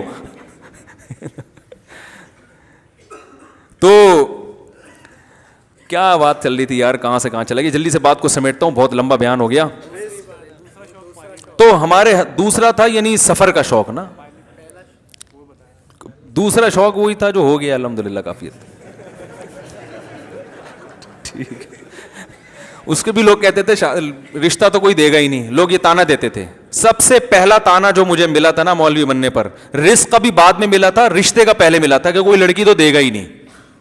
ہمارے خاندان میں سارے ماشاءاللہ پڑھے لکھے لوگ ہیں, تو وہ سب سے پہلا تانا یہ ملا تھا کہ رشتہ نہیں کوئی دے گا, اور دوسرا تانا کھاؤ گے کہاں سے. تو ہمارے اندر فرمایا اللہ پہ توکل. تو ہمارے حضرت اس کے بہت سخت پابند تھے کہ علماء کے بارے میں دیکھو, کوئی ضرورت مند ہو, محتاج ہو, اگر وہ بیچارہ کسی کے سامنے اپنی حاجت بیان کر لے تو ہر ایک کو ایک ہی لاٹھی سے نہیں ہانکنا چاہیے, ہر ایک کا ایک جیسا توکل نہیں ہوتا. لیکن علماء کے بارے میں کہتے تھے کہ کسی سیٹھ کے سامنے کبھی, ارے آج تو آپ جہاز میں تھے نا ساتھ ہمارے, آپ ہی تھے, یہ بھائی بیٹھے ہوئے ہیں, ابے یہ جو آپ پیچھے دیکھ رہے ہیں آپ, یا سامنے یہ نہیں سمجھ میں آئے گا, بعد میں سمجھاؤں گا ان کو. آپ جن کو کہہ رہا ہوں وہی پیچھے تھے, آپ آج سفر میں تھے, اچھا بالکل آپ کی ٹائپ کا آدمی تھا. تو بالکل ہم حضرت فرمایا کرتے تھے علماء کے لیے نا, کسی کے سامنے ہاتھ اپنی احتیاج ظاہر نہیں کرنا, بھوکے مر جاؤ. تو حضرت پھر اپنے بتاتے تھے کہ میں دال کھا رہے ہیں روزانہ, کہ ایک دن مہمان آیا, کہنے لگا, اس کو بھی کہہ رہے ہیں ہم نے رکھ لیا گھر میں, تو مہمان کو تو اچھا کھلا دیتے ہیں نا, ہم نے بھی دال, کہتے ہیں اس نے برداشت کیا, بھائی دال ایک دفعہ اتفاق سے بچی بھی ہوگی, کھلا رہے ہیں, اگلے ٹائم پہ کچھ اچھا آئے, اگلے ٹائم پہ پھر دال. تو کہنے لگا اب جب بھی آپ کے گھر آؤ دال ہی پکی ہوتی ہے. وہ بھی کوئی اسٹریٹ فارورڈ قسم کا آدمی تھا. حضرت فرماتے ہیں اس کے بتانے کے بعد ہماری توجہ گئی ہے کہ کتنے دن سے دال کھا رہے ہیں, ورنہ ہماری اس طرف توجہ بھی نہیں تھی. تو پھر فرماتے ہیں میں نے اس سے بولا حلال اتنا ہی ملتا ہے. حضرت نے کہا اب دیکھو کوئی ہم جیسا نالائق ہوتا تو کیا کہتا ہے, بھائی کیا کریں بس, اب کیا ہے مدرسے کی تنخواہوں میں آپ کو پتہ ہے کیا گزارا ہوتا ہے, تھوڑا سا ایسے کر کے نا تاکہ یہ جیب سے کچھ ہدیہ اور نذرانہ نکال کے دے. یہ اسٹائل ہوتا ہے مانگنے کا. ایک اسٹائل ہوتا ہے بھائی ذرا 50 روپے دے دو, یہ پھر بھی جائز اسٹائل ہے, اچھا اسٹائل ہے کہ بھائی جو چیز ہے جو دل میں ہے وہی زبان پہ, یار پیسے نہیں ہے یار ذرا کچھ ہمارا بھی خیال کرو, کچھ ہدیہ ودیہ بھی کبھی دے دیا کرو. ٹھیک ہے, غلط ہے یہ بھی لیکن اتنا غلط نہیں ہے. اور ایک طریقہ یہ ہوتا ہے کہ منہ سے تو یہ شو کر رہے ہیں ہم کسی سے مانگتے نہیں ہیں, لیکن ایٹیٹیوڈ ایسا ہے, ایکسپریشن چہرے کے ایسے ہیں کہ جس سے لگ رہا ہے کہ بھائی دے دے یار مر جاؤں گا ورنہ. تو یہ بھی گھٹیا طریقہ ہے. تو وہ حضرت فرماتے ہیں اس کے بتانے کے بعد ہماری توجہ اس طرف گئی کہ کیا روزانہ کیا پک رہا ہے. اب تعویل تو کر نہیں سکتے تھے کہ بھائی ڈاکٹر نے کہا دال کھایا کرو روزانہ, تو فرمایا ہم نے کہا حلال. اور فرماتے ہیں ایسا سیٹھ مجھے لوگ سمجھتے تھے کہ لا کے وہ مجھ سے قرضے مانگتے تھے. حضرت کو اچھا غریب تھے اس وقت ابتدائی دنوں میں, پھر اللہ نے بہت پیسہ دیا حضرت کو, حضرت کی جائیدادیں بکیں, زمینوں سے پیسہ آنا شروع ہوا, وہ جو حضرت کے والد کی. تو پھر اللہ نے اتنا پیسہ دیا, پھر اسی اسٹائل ہی چینج, پھر کنجوسی نہیں کی ہے, اتنی زبردست بڑی گاڑی رکھی, کویت کے شہزادے سے گاڑی خریدی. لوگوں کے پاس پیسہ ہوتے نہیں ہیں تو بھی غریب لگ رہے ہوتے ہیں, جب آ جاتا ہے تو اور زیادہ غریب لگ رہے ہوتے ہیں, وہ بچا کے نا. ارے اپنے اوپر تو خرچ کرو اللہ کے. پھر صدقہ بھی کرتے تھے. پھر حضرت نے کہا جب اللہ نے پیسہ دیا ہے تو گاڑی خریدی. پھر کویت کے شہزادے سے بڑا دلچسپ واقعہ سناتے تھے. شو روم میں گیا, کہہ رہے میرے بیٹے مالدار ہو گئے تھے, ان کے پاس گاڑی تھی, میرے پاس نہیں تھی, تو میں نے کہا میں ان سے اچھی گاڑی خریدوں گا, یہ بتانے کے لیے باپ میں ہوں, باپ تم نہیں ہو. یہی اسٹائل تھا حضرت کا نا. کہہ رہے میں نے بتایا تاکہ لوگوں کو پتا چلے کہ ابا یہ ہے, یہ باپ نہیں ہے. کہہ رہے صرف یہ ظاہر کرنے کے لیے. کہہ رہے میں جب شو روم گیا میں نے کہا بھائی گاڑی دکھاؤ. انہوں نے کہا آپ کی رینج کیا ہے؟ کہتے ہیں میں نے کہا رینج کو نہیں دیکھو, گاڑی دکھاؤ. وہ پھر حضرت کا اسٹائل بھی تھا نا. تو خیر گاڑی خریدی, گھر نہیں بنایا, گھر کرائے کا ہی رکھا. جو مدرسے کا گھر تھا وہی رہا. کہا مسافر خانہ ہے, اس کو ڈیکوریٹ بہت اچھا کر لیا, بہت شاندار. حضرت کے گھر جا کے ایسا لگتا تھا جیسے پتہ نہیں کسی شاہی شیش محل میں آ گئے آپ. خوشبو کا استعمال, مہنگی سے, کھایا بھی اچھا, پہنا بھی اچھا, پگڑی اتنی مہنگی پہنا کرتے تھے, ہر لائف اسٹائل, اور صدقہ بھی, خیرات بھی ایسے نوٹوں کی گھڑیاں ایک دن ہمارے سامنے رکھی ہوئی تھی میز پہ. فرمایا یہ ابھی چند سیکنڈ کے لیے میری ملکیت میں ہے, اس کے بعد یہ فی سبیل اللہ پارسل, گنتا نہیں ہوں, اپنے خرچے نکال کے جتنا ہے سارا فی سبیل اللہ. تو یہ سیٹھوں کی طرح زندگی گزاری ہے, ٹھیک ہے نا. تو استغنا تھا ان کا ایسا کہ علماء کے بارے میں کہ کسی کے سامنے بھیک, اپنی ذات کے لیے, دین کے لیے مسجد بن رہی ہے, مدرسے کے لیے, طلبہ کے لیے, وہ تو ایک الگ چیز ہے. اپنی ذات کے لیے نا نا نا نا نا, اپنے بارے میں شو کرنا ہے کہ ہم سے بڑا سیٹ کوئی نہیں ہے. تو میں تو بھائی جو ہے نا ایسے شیخ کی صحبت ہم نے اٹھائی ہے, ہمیں تو بڑے نالائق. میں نہیں کہہ رہا کہ میں کوئی بہت نیک آدمی ہوں, لیکن استغنا کے معاملے میں ڈر لگتا ہے کہ آخرت میں ہمارے حضرت کو پتہ چل گیا, وہ بولیں گے بھائی تو نے وہ فیس بک پہ کمنٹس میں نے پڑھے تھے تیرے بارے میں, مفتی صاحب میرے پیسے کب واپس کرو, کیا ہے بھائی یہ. تو بھائی اللہ کو بھی جواب دینا ہے آخرت میں, اور پھر اپنے نبی کی بھی زیارت اللہ نصیب فرما دے, آپ صلی اللہ علیہ وسلم سے بھی شرمندگی ہوگی, پھر اپنے شیخ کی بھی زیارت ہوگی. تو یہ 3 شرمندگیوں سے ہم افورڈ نہیں کر سکتے, ٹھیک ہے نا. اس لیے اللہ کا شکر ہے کسی کے پیسے نہ کھائے ہیں اور نہ کھانے کا ارادہ ہے. تو میرے تو جو ڈائری ہے نا گھر میں, اس میں 1.01 بھی لکھا ہوتا ہے, اتنے 0.01 پیسے میں نے فلاں کے دینے ہیں. پورا ایک چیز ایسا حساب ہوتا ہے میرے گھر میں. میں ابھی اگر مر جاؤں نا تو میرے گھر والوں کو اور 2-4 اور ریلیٹیو کو معلوم ہے کہ زکوٰۃ کے کتنے پیسے ہیں اس کے پاس, کس کو دینے ہیں, اس کے ذاتی کتنے ہیں, اور کسی کی امانت کتنی ہے, 1 روپے کا. ایسا میں نے سیٹ اپ بنا کے رکھا ہوا ہے کہ اچانک موت بھی ہو گئی تو میرے خاندان والوں کو نہ صرف ایک کنفیوژن نہیں ہوگی, بلکہ یہ بھی پتا ہوگا کس کی رقم کہاں پہنچانی ہے. الحمدللہ ایک گھر کی چیز کے بارے میں پتا ہے سب کو. میں مر گیا تو یہ گھر میں فریج کس کا ہے, اس کی وراثت جاری ہوگی کہ نہیں ہوگی, یہ فرنیچر کس کا ہے.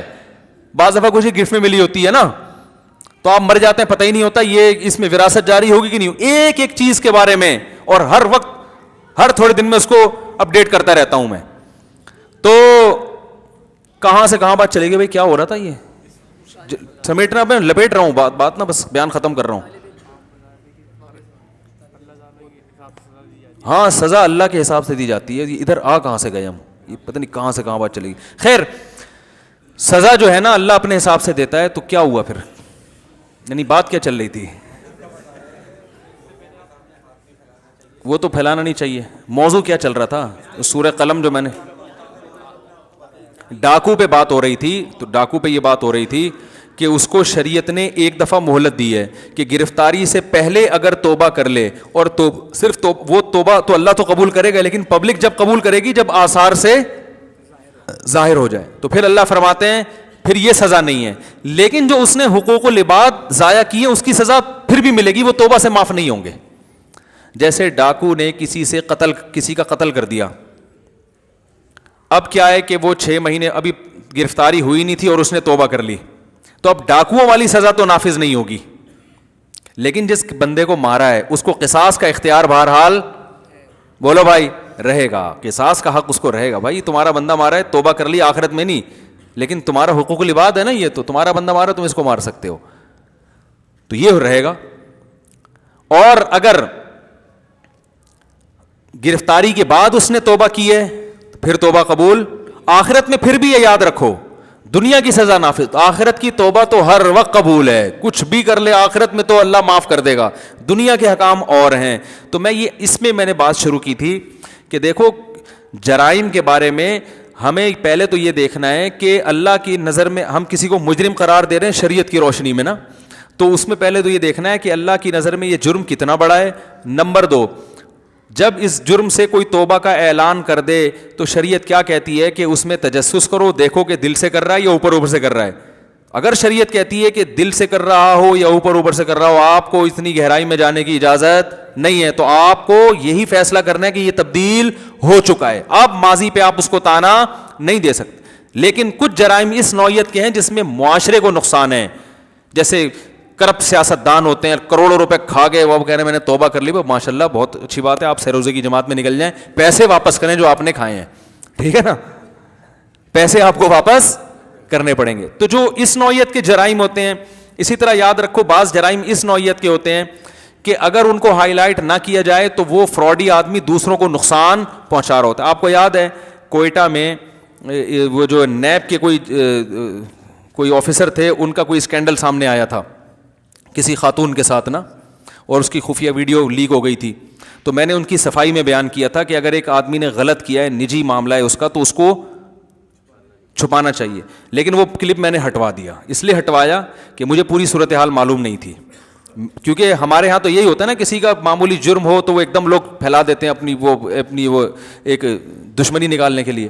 لیکن جب لوگوں نے مجھے بتایا کہ وہ تو اینٹی کرپشن یعنی کرپشن ختم کرنے کے لیے تھا نا, اور اس خاتون کی مجبوری سے ناجائز فائدہ اٹھا رہا تھا, تو ایسے لوگوں کو کے جرم کو ہائی لائٹ کرنا چاہیے, کیونکہ آپ کو جس جگہ پہ بٹھایا گیا ہے اس جگہ پہ آپ کو اس لیے بٹھایا نہیں, آپ کو تو معاشرے کی اصلاح کے لیے بٹھایا گیا ہے نا. اور آپ جیسے تھانے میں کوئی شخص جائے, کوئی خاتون چلی جائے ایس ایچ او کے سامنے کہ میرے ساتھ یہ ہو گیا, میرے ساتھ یہ ہو گیا, آپ پلیز میری مدد کریں, اور اللہ نہ کرے کوئی ایس ایچ او اس پہ غلط نظر ڈالے اور اس کی اس قسم پرسی سے ناجائز فائدہ اٹھائے, ایک عام آدمی میں اور اس وقت کی سچویشن میں بولو بھائی فرق. ایک عام آدمی کا کسی سے انلیگل تعلق ہے, غلط ہے, اگر وہ سامنے آ گیا تو چھپانے کا حکم ہے, ہائی لائٹ کرنے کی بات نہیں. لیکن ایک آدمی کو حکومت نے بٹھایا ایسی جگہ پر ہے کہ اس کا کام ہے یہ کہ وہ لوگوں کے ساتھ تعاون کرے, تو وہ ایسے مجبوری سے غلط فائدہ اٹھائے گا, تو پھر اس کو ہائی لائٹ کیا جائے گا کہ یار تمہیں یہاں بٹھایا اس کام کے لیے. وجہ اس کی ہے کہ اگر آپ اس کے جرم کو نہیں اٹھاتے, لوگوں کے سامنے نہیں لاتے, تو آج ایک عورت کو برباد کیا اس نے, کل 10 اور عورتوں کو برباد کرے گا. وہ سمجھ میں آ رہی ہے بات کہ نہیں آ رہی ہے؟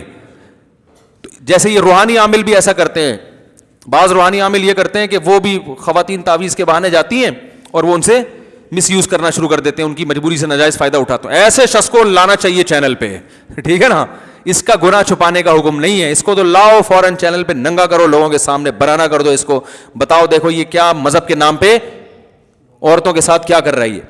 باقی کسی کا نجی معاملہ ہو بھائی, کوئی جتنا بڑا جرم کر لے تو اللہ ستار ہے, ستاری کو پسند کرتا ہے. جتنا دوسروں کے عیبوں پہ پردہ ڈالو گے اتنا چھپاؤ جتنا اپنے عیبوں کو چھپانا چاہتے ہو.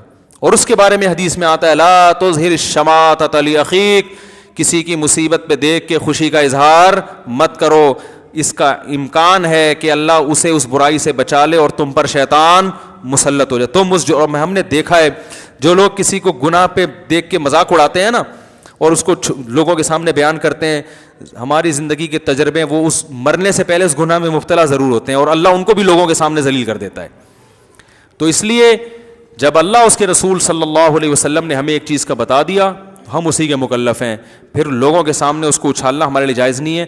اب مجھے صرف اتنا بتا دیں کہ میرا بیان شروع کہاں سے ہوا تھا, تاکہ میں اس ٹاپک پہ لا کے ختم کر دوں 1 منٹ کے اندر اندر. ہاں, نبی کے پیروکار پاگل نہیں ہوتے, لگتے ہیں بعض, وہ ہوتے نہیں ہیں, اور بعض واقعی ہوتے ہیں کیونکہ وہ مکمل پیروی کرتے نہیں ہیں. آدھا اسلام شادیوں والا 4 شادیاں اسلام سے لے لی اور عدل والا حکم اسلام سے نہیں لیا. تو اس پہ میں کچھ مثالیں دوں گا اگلے ہفتے انشاءاللہ. یہ بہت اہم ٹاپک ہے, اور آج بہت سے لوگ دینداروں کو دیکھ کے دین سے جو پیچھے ہٹتے ہیں وہ اسی ادھورے اسلام کی وجہ سے ہٹتے ہیں. عیدی سینٹر میں تو روزانہ بکرے جا رہے ہیں, ٹھیک ہے, اچھا یتیموں کو کھانا کھلا رہے ہو, ادھر اپنے چھوٹے بھائی کی وراثت ہے بھائی دے نہیں رہے. لوگ کہتے ہیں یار ایک طرف ان کے حج عمرے ختم نہیں ہو رہے ہیں ٹھیک ہے, روزانہ بکرے کاٹ کاٹ کے ابا کی وراثت سے جس میں یتیم بھائی کا حق ہے, بہن کا حق ہے, بکرے بھی کٹ رہے ہیں, دعوتیں بھی ہو رہی ہیں, تو یہ آدھا اسلام ہے نا. او بھائی جو یتیم گھر میں ہے, جو آپ کا چھوٹا بھائی ہے, اس کا حق پہلے ہے, عیدی سینٹر کا حق بعد میں. جو بیوی بچے آپ کے گھر میں, ان سے پہلے تمیز سے بات کرو, دوست احباب. بولو نا کیا ہو گیا. میں نے کئی لوگوں کو دیکھا ہے, دوستوں میں بیٹھیں گے نا, گٹر کے ڈھکن پہ باہر بیٹھا ہوا ہے دوستوں کے ساتھ, اکثر ایسا ہی ہوتا ہے, بڑا ہا ہا ہا کر کے باتیں کرو, ارے یار بڑا مزہ آیا, ہو ہا ہا. جیسے ہی گھر میں آئے گا ایسے لگے گا چنگیز خان کی اولاد ہے. حقیقت سینگ لگانے کی دیر ہے بس. گھر میں ایک دم آتے ہی سیریس بیٹھ جائے گا نا ایک دم. بیگم نے کوئی بات کی تو ایک دم ڈانٹ لگا دے گا اس کو, نہ باپ سے بات کر رہا ہے نہ بچوں سے بات کر رہا ہے تمیز سے, اور آتا ہی یہ چیزیں توڑ پھوڑ. تو یہ اب اخلاق پہ بیان بہت سنے میں, تو بھائی اخلاق پہ جب آپ نے بیان سنے ہیں تو اخلاق سب سے پہلے کس کے ساتھ ہے؟ وہ تو سب سے پہلے تو یہاں سے شروع ہو رہا ہے نا. عجیب بات ہے, ان سے بات نہیں ہو رہی تمیز سے, اور ادھر دوستوں کے ساتھ بہت اچھے, باس کے ساتھ تو بہت ہی اچھے اخلاق ہیں اس کے, اور کسٹمر کے ساتھ تو بچھا چلا جاتا ہے. کسٹمر آ جائے نا, دیکھو نا آپ دکان کے قریب سے گزر رہے ہو تو وہ دکاندار کیسے بلاتے ہیں, ہاں بھائی صوفی صاحب. جس کو دیکھے گا نا ڈیزائن کا اسی حساب سے بلائے گا اس کو. مجھے دیکھے بولے ہاں بھائی صوفی صاحب, کوئی خاتون گئے ہاں جی باجی باجی باجی باجی کرنا شروع کر, آنٹی آنٹی نہیں بولے گا کبھی بھی, آنٹی کبھی نہیں بولے گا, باجی بہن سسٹر, اس کو گزرنے نہیں دیں گے. آئیے بیٹھیے تو صحیح, بیٹھے تو صحیح. پھر ایک دم تھان کے تھان نکال کے کپڑے کے, وہ ساری دکان آدمی ویسے ہی نفسیاتی ہو جاتا ہے, یار یہ لپیٹے گا کیسے. آپ بول رہے ہو بھائی ابھی نہیں کھول یار, تو اتنے تھان نہیں کھول, مجھے نہیں چاہیے. کہہ رہے کوئی مسئلہ نہیں, یہ بھی آپ لے آ, وہ والا نیلا والا لے کر, نیلا والا. کہہ رہے مولوی صاحب کو میں نے دیکھا ہے یوٹیوب پہ نیلے کپڑے بھی پہنتے ہیں, وہ نیلا والا لے کر, نیلا تھان کھول دے گا. ایسے وہ پیلا والا لے کر, آف وائٹ, وہ آف وائٹ والا لے کر, وہ آف وائٹ والا کھول دیا. یہ امپریشن ڈالتے ہیں نا, ساری دکان کھول کے رکھ دیا آپ کے سامنے. اب بھائی ہم جیسا آدمی تو شرمندہ ہو جاتا ہے, یار اب ہم اٹھ کے جائیں کس موڈ سے یار. بولے گا مجھے لگتا ہے اب میں جاؤں گا تو بولے گا تمہارا باپ اس کو لپیٹے گا. مجھے یہ لگ رہا ہوتا ہے اب اگر میں نے نہیں خریدا اور میں چلا گیا تو یہ پیچھے سے بولے گا مصعب یہ تمہارا باپ خریدے گا, یہ تو میں نے تھان کھول کے رکھے ہیں. یہی کیفیت ہوتی کہ نہیں ہوتی؟ تو کسٹمر کے ساتھ بھی اچھے اخلاق رکھیں, منع نہیں کر رہے, ٹھیک ہے نا. چائے بھی پلائیں اس کو, لیکن اس چائے میں جو ہے نا وہ والی چائے نہیں ہے. اس میں تو یہ ہے کہ یار 5 روپے اس پہ خرچ کر لو, اگر اس چائے کے بہانے یہ اتنے میٹر کپڑا خرید لے گا تو کوئی یہ چائے کوئی مہنگی نہیں پڑے گی. تو سب سے پہلے اخلاق کس کے حدیث میں آتا ہے؟ آپ صلی اللہ علیہ وسلم جب گھر میں داخل ہوتے مسکراتے چہرے کے ساتھ. تو جو مسکراتے چہرے کے ساتھ گھر میں نہیں آ رہا تو وہ جو مرضی اخلاق کی پر باتیں کر لے اور اخلاق کی رٹ لگا لے, اخلاق پہ مضامین لکھ دے ہے بھائی, اور دوستوں کے ساتھ صبح شام دعوت کرے, عیدی سینٹر میں بھی بکرے دے اور یہ بھی کرے وہ بھی کرے. او بھائی وہ شریعت اس کے اخلاق کو نہیں مانتی ہے. بیوی بچے پہلے ہیں, ماں پہلے. ماں اور باپ کا تو شریعت نے کہا کہ بھائی جتنی مٹھاس لوگوں سے بات چیت کرنے میں ہے نا, اس سے کئی گنا زیادہ میٹھا ڈال کے نا اپنی زبان میں ابا سے بات کیا کرو. اور حدیث میں آتا ہے کہ جتنی جب ابا سے مٹھاس سے بات کرو نا, جتنے مٹھاس سے ابا سے جب بات کرو تو اتنا میٹھا لہجہ ہو کہ عام پبلک سے بات کرتے ہوئے جتنے چمچ چینی کے آپ نے استعمال کیے ہیں وہ کئی چمچ آپ چینی کے گھول دو اپنے کلام میں, اپنے کلام میں, اپنے الفاظ میں کئی گنا چینی گھول دو. اور باپ اگر بوڑھا ہے تو ٹھیک ٹھاک چینی ڈالو اس میں, اپنے کلام میں کئی چمچ چینی کے 10 چمچ چینی کے گھول کے ابا سے بات کیا کرو. اور صحیح حدیث میں آتا ہے کہ جب ماں سے بات کرو نا تو ابا سے بات کرتے ہوئے اپنے کلام میں اگر 10 چمچ گھولے تھے تو اماں سے بات کرتے ہوئے 30 چمچ چینی ڈالو اس میں, 3 گنا. نہیں آ رہی بات؟ من احق الناس, صحابی نے رسول صلی اللہ علیہ وسلم سے پوچھا من احق الناس بحسن خلقی, یا رسول اللہ سب سے زیادہ اچھے اخلاق سے کس سے پیش آؤں میں بات کروں؟ صرف بات نہیں, پیش, لب و لہجہ بھی نرم, اور جو آپ کے چہرے کے اور بازوؤں کا جو ایک جو اثر ہے نا اس میں بھی مٹھاس, ہر چیز میں مٹھاس. تو صحابی نے پوچھا یا رسول اللہ سب سے زیادہ کس سے اچھے اخلاق سے پیش آؤں؟ آپ نے کیا فرمایا؟ اپنی ماں سے. انہوں نے کہا یا رسول اللہ ثم من، ماں کے بعد کون ہے؟ یہ نہیں پوچھا کہ اور بھی ماں کا حق ہے، ماں کے بعد والا نمبر بتائیں کس کا ہے. آپ نے فرمایا امک، اس کے بعد بھی تمہاری ماں. کیا مطلب؟ جتنے چمچ چینی کے ماں سے بات کرتے ہوئے اپنے کلام میں گھولے تھے نا، اب جو چینی کے کچھ چمچ باقی رہ گئے ہیں وہ بھی کس میں ڈال دو، وہ بھی ماں سے کلام کرتے ہوئے اسی میں گھول دو. صحابی نے تیسری مرتبہ پوچھا ثم من، یا رسول اللہ اس کے بعد تیسرے نمبر پہ کون ہے؟ بلاغت دیکھو یار کلام کی. صحابی یہ یعنی گویا بزبان ثم کا مطلب ہوتا ہے اس کے بعد، یعنی گویا صحابی کہہ رہے ہیں یا رسول اللہ ماں کا حق پتہ چل گیا، ماں کا نہیں پوچھ رہا، اب ماں کے بعد والا بتائیں مجھے. لیکن نبی ان کے سوال کو کیا کر رہے ہیں؟ سوال جو آپ کا جواب ہے وہ سوال کے مطابق نہیں ہے. نبی کا جو جواب ہے وہ سوال کے مطابق نہیں ہے، اور یہ کلام میں عیب ہے.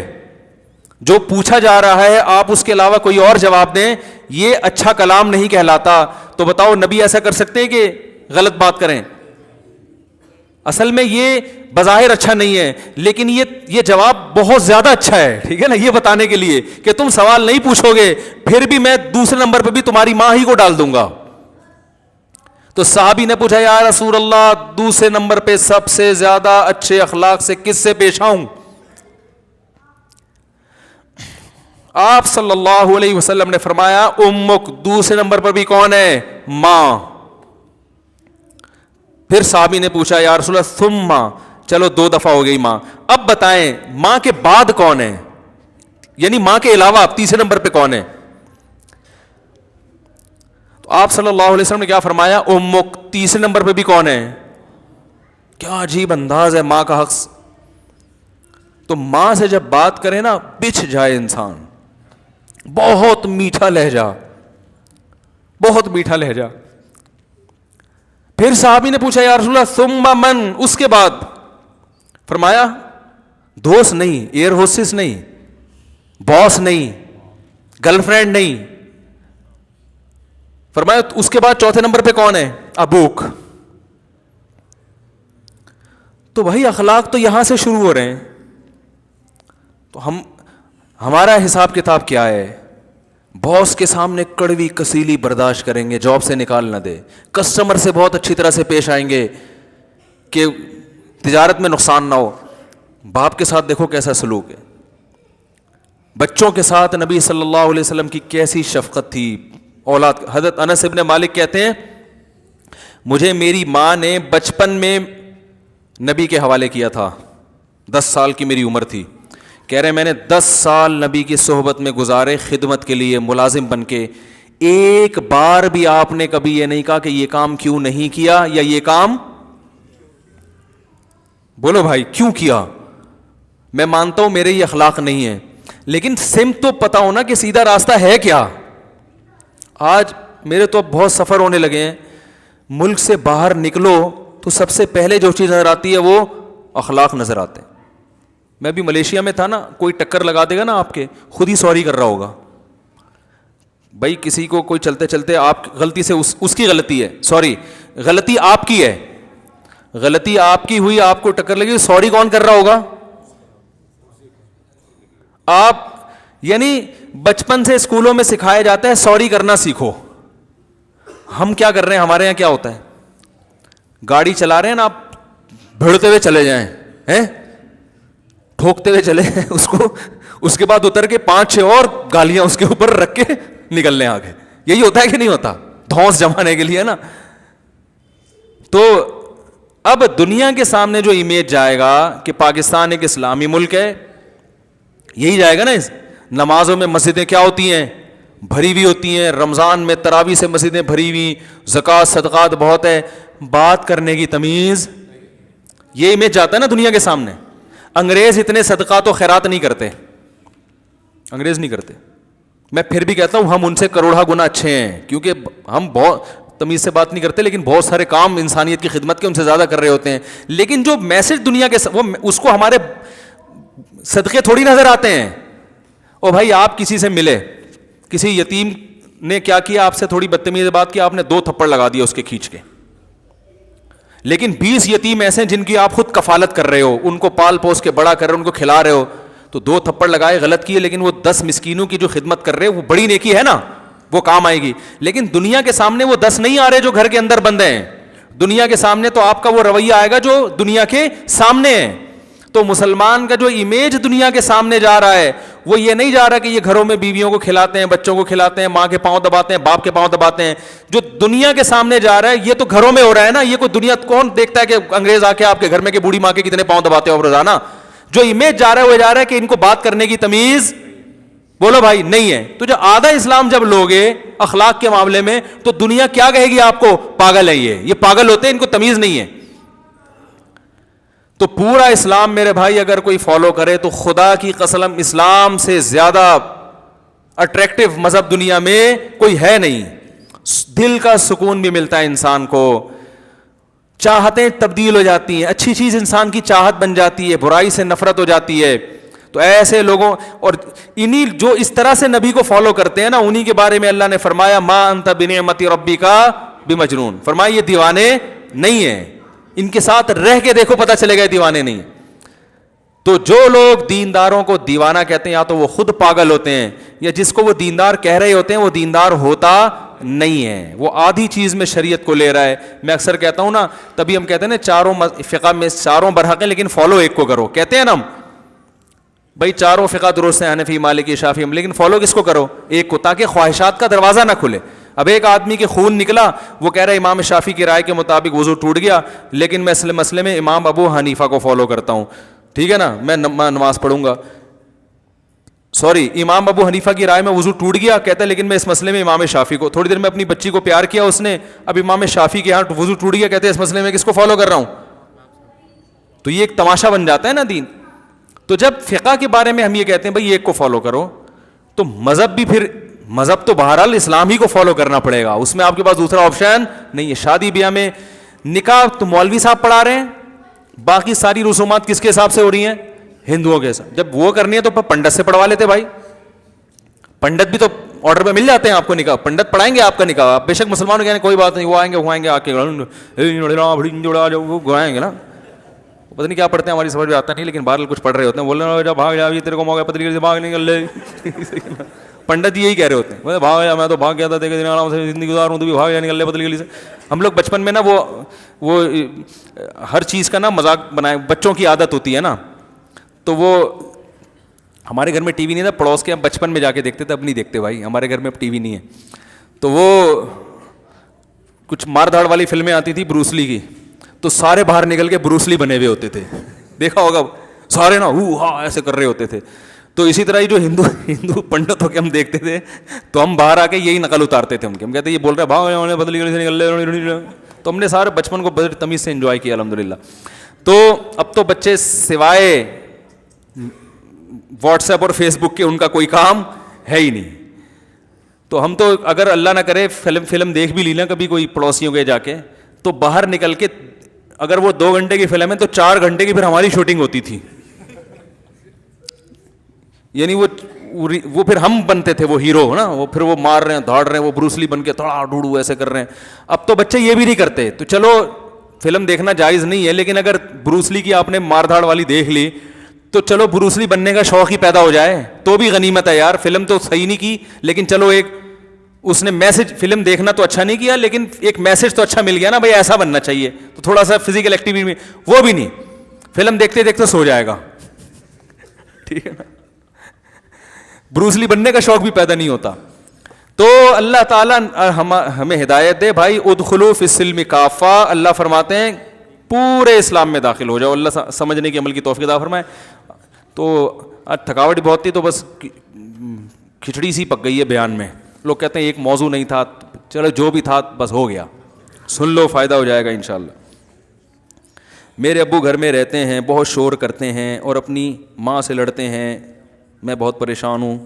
ابھی ماں باپ کے حقوق پہ بات ہوئی ہے. دیکھو ابو گھر میں لڑ رہے ہیں, آپ سے تو نہیں لڑ رہے نا, شور کر رہے ہیں, تو باہر نکل جائیں, اور کیا کر سکتے ہیں, برداشت کریں بھائی, باہر نکل جائیں, ٹھیک ہے نا. باہر بھی نہیں نکلنے دے رہے, بٹھا کے شور کر رہے ہیں, تو کانوں میں کوئی چیز ڈال لیں, وہ بھی نکال کے شور کر رہے ہیں. مطلب کہ ماں باپ کا اب کرے کیا آدمی, تو برداشت کے علاوہ کوئی آپشن نہیں ہے. بس جہاں ماں باپ کے اتنے حقوق ہیں نا, ایک بات میں کہتا ہوں, اگر والد بہت زیادتی, بعض دفعہ واقعی ماں باپ زیادتی بھی کرتے ہیں, اس میں بھی دو رائے نہیں ہے, کچھ لوگ, سب نہیں کرتے, اکثر تو ماں باپ اچھے ہی ہوتے ہیں, بعض گھروں میں ماں باپ بہت زیادتی کرتے ہیں اولاد کے ساتھ, جینے کا حق ہی چھین لیتے ہیں ان سے. تو ایسی صورت میں برداشت کریں. بالکل برداشت سے باہر معاملہ ہو گیا ہے نا, کیونکہ بعض دفعہ انسان اپنے اوپر اتنا بوجھ ڈال لیتا ہے کہ پھر ری ایکشن میں وہ ساری حدود توڑ دیتا ہے. تو پھر میں ان لوگوں سے کہتا ہوں بھائی پھر الگ رہو, پھر والدین سے کیا ہو جاؤ, الگ رہو. یہ پھر گناہ نہیں ہے, الگ رہو اور ان کی خیر خیریت معلوم کرتے رہا کرو. اگر وہ پھر کہیں گے نہیں الگ نہیں رہنا, یہ نہیں, یہ تو ان کی بات پھر نہ مانو. سب ماں باپ کی بات نہیں کر رہا, بعض دفعہ واقعی, اور کسی پڑھے لکھے سے مشورہ لے لو, بھائی میرے ابا اماں اس طرح کر رہے ہیں اور یہ میرے لیے ناقابل برداشت ہے, تو وہ آپ کو بتائے گا کہ واقعی ناقابل برداشت ہے بھی نہیں ہے. ایسا تو نہیں آپ نے اپنے مزاج ایسا بنا لیا ہے جو آپ, تکبر آپ کے اندر ہے اور آپ ان کی اس غلطی کو بڑی غلطی سمجھ رہے ہو, وہ نارمل غلطی ہوتی ہے. تو اگر واقعی ہے کوئی سمجھدار سے مشورہ کیا اس, تو پھر ایسی صورت میں کیا کر لینا چاہیے, علیحدگی, اور ان کی خیر خیریت وہیں سے فون پہ اب اطلاع لے لی, ملنے چلے گئے کبھی, جیسے ابا کا میٹر شارٹ ہوا پتلی گلی سے نکل لیے, ٹھیک ہے نا, کیونکہ ابا کا میٹر شارٹ ہوتا ہے, پھر وہ ابا وہ چلو کبھی کبھار شارٹ ہونا, بعض کا کبھی کبھار ٹھیک ہوتا ہے ٹھیک ہے نا. تو اب ظاہر انسان تو گوشت کا بنا ہوا ہے نا, تو برداشت کرے گا, وہ ایک ہر چیز کی ایک لمٹ ہوتی ہے. تو بالکل ناقابل برداشت ہو رہا ہے تو پھر بدتمیزی نہ کرو بس ان کے ساتھ کبھی. جو شخص دین پہ چلتا ہے, وہ لوگوں کو دقیانوس اور شر پسند کیوں سمجھا جاتا ہے, یہ سوال مجھے بیان کے شروع میں دینا اگلی دفعہ. دین پہ بعض لوگ چلتے اس طریقے سے ہیں کہ وہ خود شو کر رہے ہوتے ہیں کہ ہم دقیانوس ہیں, سمجھ رہے ہیں نا, وہ کیا شو کر رہے ہوتے ہیں اپنے عمل سے کہ ہم دقیانوس ہیں. وہ جدید تعلیم کے خلاف ہوتے ہیں, وہ اپنے بچوں کی ایجوکیشن کے خلاف ہوتے ہیں, وہ گراؤنڈ ریئلٹی کو دیکھ کر فیصلہ, وہ استخاروں پہ چل رہے ہوتے ہیں, وہ توکل کی ایسی تشریح کر رہے ہوتے ہیں جو شریعت نے نہیں بتائی, تو وہ یقیناً معاشرے سے پیچھے رہ جاتے ہیں, سمجھ رہے ہیں. تو بعض دفعہ تو ایسا ہوتا ہے, اس لیے وہ پھر واقعی دقیانوس ہوتے ہیں. لیکن جو واقعی چل رہا ہے اس کو لوگ دقیانوس کہیں تو وہ خود غلط ہے. پھر میری کزن کی شادی میں اگر نہیں گیا تو میری خالہ ناراض ہو جائیں گی, اس میں مخلوط ماحول ہے, خالہ کو ناراض ہو جائیں کوئی بات نہیں ہے, راضی کرنے کا کوئی اور طریقہ ایجاد کر لیں خالہ کو. مخلوط شادی میں جانا جائز نہیں ہے, خالہ کو راضی کرنے کے لیے کوئی اور طریقہ. ہمارے ایک دوست کا بھی یہی مسئلہ تھا, وہ خالہ ناراض ہو رہی تھی, تو وہ گئے, کچھ پیسے لفافے میں پیسے ڈالے اور خالہ سے ملے, کہنے لگے مجھے تو مصروفیت ہے میں نہیں آ سکتا. انہوں نے کہا توبہ توبہ استغفر اللہ, یہ ہو جائے گا وہ ہو جائے گا, بڑے دیندار بنے پھرتے ہو. تو انہوں نے کہا یہ میں کچھ پیسے لے کر آیا ہوں, یہ میری بھی بہن لگتی ہے وہ بیچاری میں, جو میری کزن ہے, یہ اس کی شادی میں آپ کو ضرورت ہوگی, یہ رکھ لیں. تو انہوں نے کہا اچھا دیکھو آ جانا تو بڑا اچھا ہو جائے گا. کہہ رہے میں نے کہا میں نہیں آؤں گا. چلو کوئی بات نہیں, ہر انسان کی مصروفیت ہوتی ہے, کوئی بات نہیں. تو ٹیکنیکل طریقہ ہوتا ہے نا, کوئی روکڑا خرچ کریں. پھر کہہ رہے جب میں نہیں گیا نا تو سب پوچھ رہے تھے وہ کہاں ہے, تو کہہ رہی تھی کوئی بات نہیں, انسان ہے, یہ نہیں بتانی پیسے دے کر گیا ہے. یہ سچی مچی کا واقعہ سنا رہا ہوں میں. کہہ رہے میرا دفاع کر رہی ہیں, بھائی وہ انسان ہے, ان کے کچھ مصروفیت تھی, انسان کو بھائی ہو جاتا ہے, وہ مجھے انہوں نے بتایا کوئی مسئلہ نہیں ہے, بعد میں آ جائیں گے. تو تھوڑے سے پیسے اگر اللہ نے دیے تو وہ لفافے میں ڈال کے دے دیں, معاملہ شر. پیسہ ایسی چیز ہے جو ہر جگہ کام آتا ہے, تو بجائے رشوت میں استعمال کرنے کے رشتہ داری جوڑنے میں استعمال کرو اس کو. دیندار آدمی صرف فتوے تو دے دیتا ہے, وہ میں نہیں جاؤں گا, یہ حرام ہے شادی میں جانا, یہ کیا بے حیائی ہے, میں نہیں جاؤں گا اور تم سب جہنم میں جاؤ گے, ہیں فتوے دے دے گا. اس سے یہ میسج جاتا ہے کہ اس کو رشتہ داروں کی کوئی پرواہ نہیں ہے. وہ یہ سمجھنے سے قاصر ہوتے ہیں بھائی یہ اللہ کے لیے کر رہا ہے, تو پھر آپ کسی اور طرح سے اس زخم کی تلافی کرو, ٹھیک ہے نا, پیسے دے کے. یا صرف پیسہ ہی نہیں ہوتا, پیسے اگر ہیں تو پیسے دو, نہیں ہیں تو کوئی اور طریقہ اختیار کرو. 10 طریقے نکل آتے ہیں. ان کو یہ باور کراؤ کہ میں صرف اللہ کی وجہ سے یہ نہیں کر رہا, مجھے آپ کی ذات سے کوئی نفرت نہیں ہے, یہ باور کراؤ ان کو. اگر کسی کی اپنی شادی میں ہی لوگ زبردستی گانے لگا لیں تو دولہا کے لیے کیا حکم ہے؟ اپنی شادی میں ہی بھاگ جائے گا تو ایسا نہ ہو دولہا کی سیٹ آ کے کوئی اور سنبھال لے. اپنی شادی ہے تو بھائی لوگوں کو منع کرو, نہیں باز آ رہے تو بیٹھے رہو, بولو ٹھیک ہے پہ بعد میں نمٹیں گے تم سے. کیونکہ آپ اگر بھاگ گئے, موقع سے فائدہ اٹھانے والے بہت لوگ ہیں, کوئی اور آ کے بیٹھ جائے گا. اور ایسا ہوا ہے کئی جگہ, بعض دفعہ پھڈا ہوا, دولہا نے انکار کر دیا میں نہیں کر رہا شادی. یہ میں نے اپنی آنکھوں سے واقعہ دیکھا ہے. عین بارات والے دن نا جہیز پہ کوئی پھڈا ہوا تھا, دولہا نے کہا میں نہیں کر رہا شادی. اس کا خیال تھا وہ لڑکی برباد ہو جائے گی, اور تباہ ہو جائے گی اور اب جہیز دینے پر مجبور ہوگی. کوئی گاڑی واڑی مانگ رہا تھا. غیرت لیس لوگ تو آپ کو پتہ ہے دنیا میں ہر جگہ موجود ہیں. عین وقت پہ نا جب بارات آئی ہوئی اس نے اپنے سالے کو فون کیا کہ مجھے جہیز میں وہ جو میں نے بولا تھا کار وہ ملی کہ نہیں ملی. تو وہ سالے کو غصہ آ گیا. سالہ تو آپ کو پتہ ہے سالہ ہوتا ہے وہ. اس نے بولا یہ کیسی باتیں کر رہا ہے بھائی. تو اب وہ لڑکا مجبوری سے فائدہ اٹھا رہا تھا کہ لڑکی والے مجبور ہیں, ظاہر ہے کارڈ چھپ گئے, لوگ آ گئے تو وہ مجبور ہیں. تو وہ لڑکی والے بھی غیرت میں آ گئے, انہوں نے بولا جاؤ نہیں. اس نے کہا جاؤ نہیں کرتا شادی. چلا گیا. اللہ کی قدرت وہیں اسی مجلس میں ایک صاحب وہی انہی کے رشتہ دار تھے. کہ آپ خود نہ ٹرائی کریں, کوئی بھی اٹھ کے کہے کہ میں حاضر ہوں. ان کو پہلے سے لوگ جانتے تھے. ہاں آپ کہیں یار بچہ آئندہ کبھی پھٹا ہوا تو میں جا کے بولوں گا میں ہوں, پتہ نہیں وہ کوٹ نہ دیں پکڑ کے آپ کو. تو پہلے سے ریلیٹو تھے, لوگوں نے ان کو جا کے سمجھایا. انہوں نے کہا میں شادی کروں. فوراً دولہا بننے میں کتنا ٹائم لگتا ہے؟ 2 منٹ میں جواب. چلو بھائی اس کو یہ والے اتارو, دوسرے والے پہناؤ, اس کو شیروانی کوٹ پہناؤ. ویسے بھی شیروانی کوٹ میں ہی ہوتے ہیں, ایک ہار ڈالنے کی دیر ہے.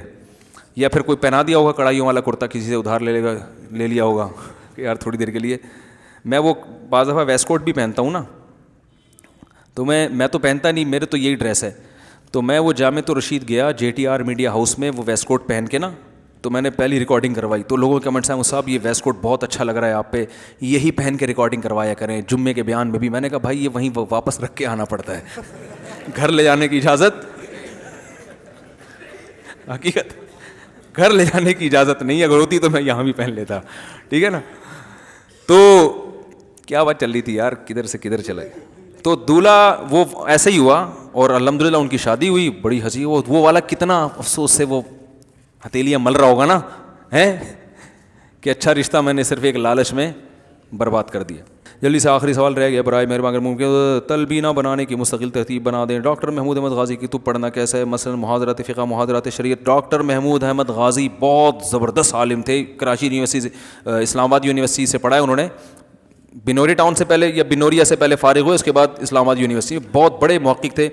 کتابیں ان کی جو 3 کتابیں, محاضرات فقہ, محاضرات حدیث اور محاضرات قرآنیہ, یہ ضرور پڑھیں, بڑی خاندانی کتابیں ہیں یہ. کیا داڑھی ٹوپی والے کو مولانا کہنا جائز ہے؟ ہر داڑھی ٹوپے والے کو. ابے چھوٹے چھوٹے مسائل نہیں پوچھا کرو یار, بول دیا تو بول دیا, ٹھیک ہے مولانا کہہ دیا, کیا ہو گیا پھر؟ وہی پھڈے بازی. مفتی صاحب آپ نے اپنے شیخ کی نصیحت سنائی تھی علماء کے لیے, تو ہمیں آپ بھی کچھ نصیحت فرما دیں استغنا کے لیے. استغنا کے لیے اتنی نصیحت, جس نے ہاتھ پھیلا لیا نا مخلوق کے سامنے, بس وہ پھیلاتا رہے گا. کیسے بھی حالات آ جائیں, جائز ہے ہاتھ پھیلانا مجبوری میں, لیکن التزام کرو جو مرضی ہو جائے گا, پبلک کے سامنے ہاتھ نہیں پھیلانا. بھوکے مر جاؤ, بولے نہیں پھیلاؤں گا ہاتھ. تو اس پہ کیا ہوگا؟ اللہ کی عادت ہے, تھوڑا شروع میں آزماتا ہے, پھر جو ہے نا اللہ تعالیٰ رزق کے دروازے کھول دیتا ہے. مفتی صاحب رزق کے لیے سمندر پار سفر جائز ہے؟ کیوں نہیں بھائی, قرآن میں تو بار بار اللہ نے سمندر کا تذکرہ کیا ہے کہ لِتَبْتَغُوا فَضْلًا مِّن رَبِّكُمْ, کہ تمہیں اللہ نے سمندر مسخر کیا تاکہ روزی تلاش کرو. تو رزق کے لیے سمندروں کے سفر کریں, روزی تلاش کریں, فشنگ بھی کریں, اور شپ بھی جوائن کریں, مرچنٹ نیوی کے کیپٹن بنیں, ٹھیک ہے نا, اور انجینئر بنے, میکینک بنے, وہ والا نہیں دوسرے والا انجینئر, ٹھیک ہے نا, اور سچی مچی کے. تو جائیں سفر کریں, روزی کمائیں. یہ اللہ نے سمندر ہمارے لیے تو مسخر کیا ہے. لوگ تجارت نہیں کریں گے تو مجھے ایک بات بتاؤ, یہ مسلمان تاجر نہ ہوتے تو یہ دینی مدارس کیسے چلتے؟ یہ تو نہیں چلتے نا, سارے غریبوں کے بیٹھ جائیں گے تو پھر مسئلہ تو خراب ہو جائے گا نا. اکنامیکلی بھی تو مضبوط ہونا ضروری ہے. میری دادی کی طبیعت خراب ہے, دل سے دعا اللہ تعالیٰ ان کو شفا عطا فرمائے. مفتی صاحب غسل کرنے کے بعد اگر شرمگاہ پہ ہاتھ لگ جائے تو غسل ٹوٹتا فاسد ہو جاتا ہے؟ نہیں ہوتا, بعض فقہا کا مذہب ہے, لیکن فقہ حنفی میں نہیں ٹوٹتا وضو. مفتی صاحب یہ بتائیں کہ فرض نماز کے بعد لمبی دعا کیوں نہیں کرنی چاہیے؟ اور ایک جگہ آتا ہے کہ دعائیں قبول ہوتی ہیں, حدیث میں جو آتا ہے نا فرض کے بعد دعا قبول ہوتی ہے, تو وہی بات ہے کہ پوری حدیثوں کو لیا جائے نا کہ نبی نے کیسے دعا مانگی ہے فرض کے بعد. تو ہمارے علم میں کوئی ایسی اوتھینٹک روایت نہیں ہے کہ آپ صلی اللہ علیہ وسلم فرض نماز کے بعد ہاتھ اٹھا کے دعا مانگا کرتے تھے. تو جس نبی نے کہا کہ فرض کے بعد دعا قبول ہوتی ہے, اسی نبی نے دعا کا طریقہ بتایا. وہ دعا کیا ہے؟ وہ وظائف ہیں. اللہم انت السلام پڑھو, آیت الکرسی پڑھو, اللہم لا مانع لما اعطیت پڑھو. تو یہ طریقہ بتایا. یہ جو ہمارے ہاں فرض نماز کے بعد اجتماعی دعا ہوتی ہے, صحابہ کے دور میں اس کا ثبوت نہیں ملتا. نہ تابعین میں, نہ فقہ کی کسی مستند کتاب میں اس کا ثبوت ملتا ہے. لیکن پھر بھی فتنہ نہ بنے, بڑے بڑے مسائل پڑے ہوئے ہیں. لوگ یہاں سے مسئلہ سن کے جا کے اپنے امام کو نا وہ چونٹیاں کاٹنا شروع کر دیتے ہیں, کیا کر رہے ہو, یہ تو بدعت ہے. تو بڑے بڑے مسائل ہیں, ان چھوٹی چھوٹی چیزوں میں بھی امت کو لڑوانے کی چندہ ضرورت نہیں ہے. آپ کی مسجد کے امام صاحب میرا بیان سن لیں اور ان علماء کی تحقیق پڑھ لیں جس میں اجتماعی دعا کے بارے میں لکھا ہے کہ یہ ثابت نہیں ہے, اس سے مطمئن ہو جائیں تو چھوڑ دیں, نہیں مطمئن ہوتے تو وہ جانیں. تو امام کا بہرحال احترام کریں, فتنہ نہ بنے چھوٹے چھوٹے مسائل میں. لوگ کیا کرتے ہیں, ادھر سے ایک مسئلہ سنا, ادھر جا کے اس امام کے کان میں ڈالا کہ تم تو بدعتی ہو, پھر وہاں سے سن کے ادھر لگائی بجھائی. بڑے بڑے مسائل دنیا میں پڑے ہوئے ہیں, کشمیر کا مسئلہ ہے اور فلسطین کا مسئلہ ہے, وہ چائنا کا مسئلہ ہے, اتنے بڑے بڑے مسائل پڑے ہوئے ہیں, اس کی طرف اس کو زیادہ فوکس کرنا ہے. مفتی صاحب یہ ہو گیا. مفتی صاحب اگر کسی کے نمبر پہ کوئی غلطی سے سپر کارڈ کروا دے, کیسے لکھا ہوا یار, تو کیا اردو میں لکھا کریں بھائی,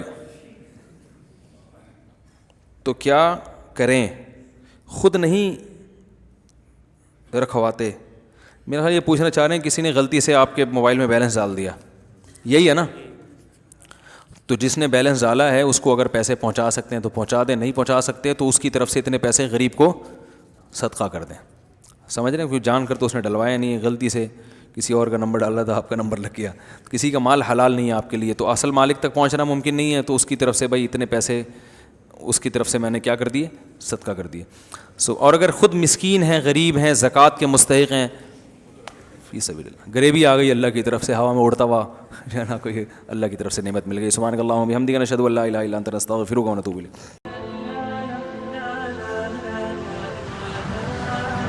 Thanks for watching. Don't forget to like, comment, share and subscribe to Mufti Tariq Masood Speeches channel.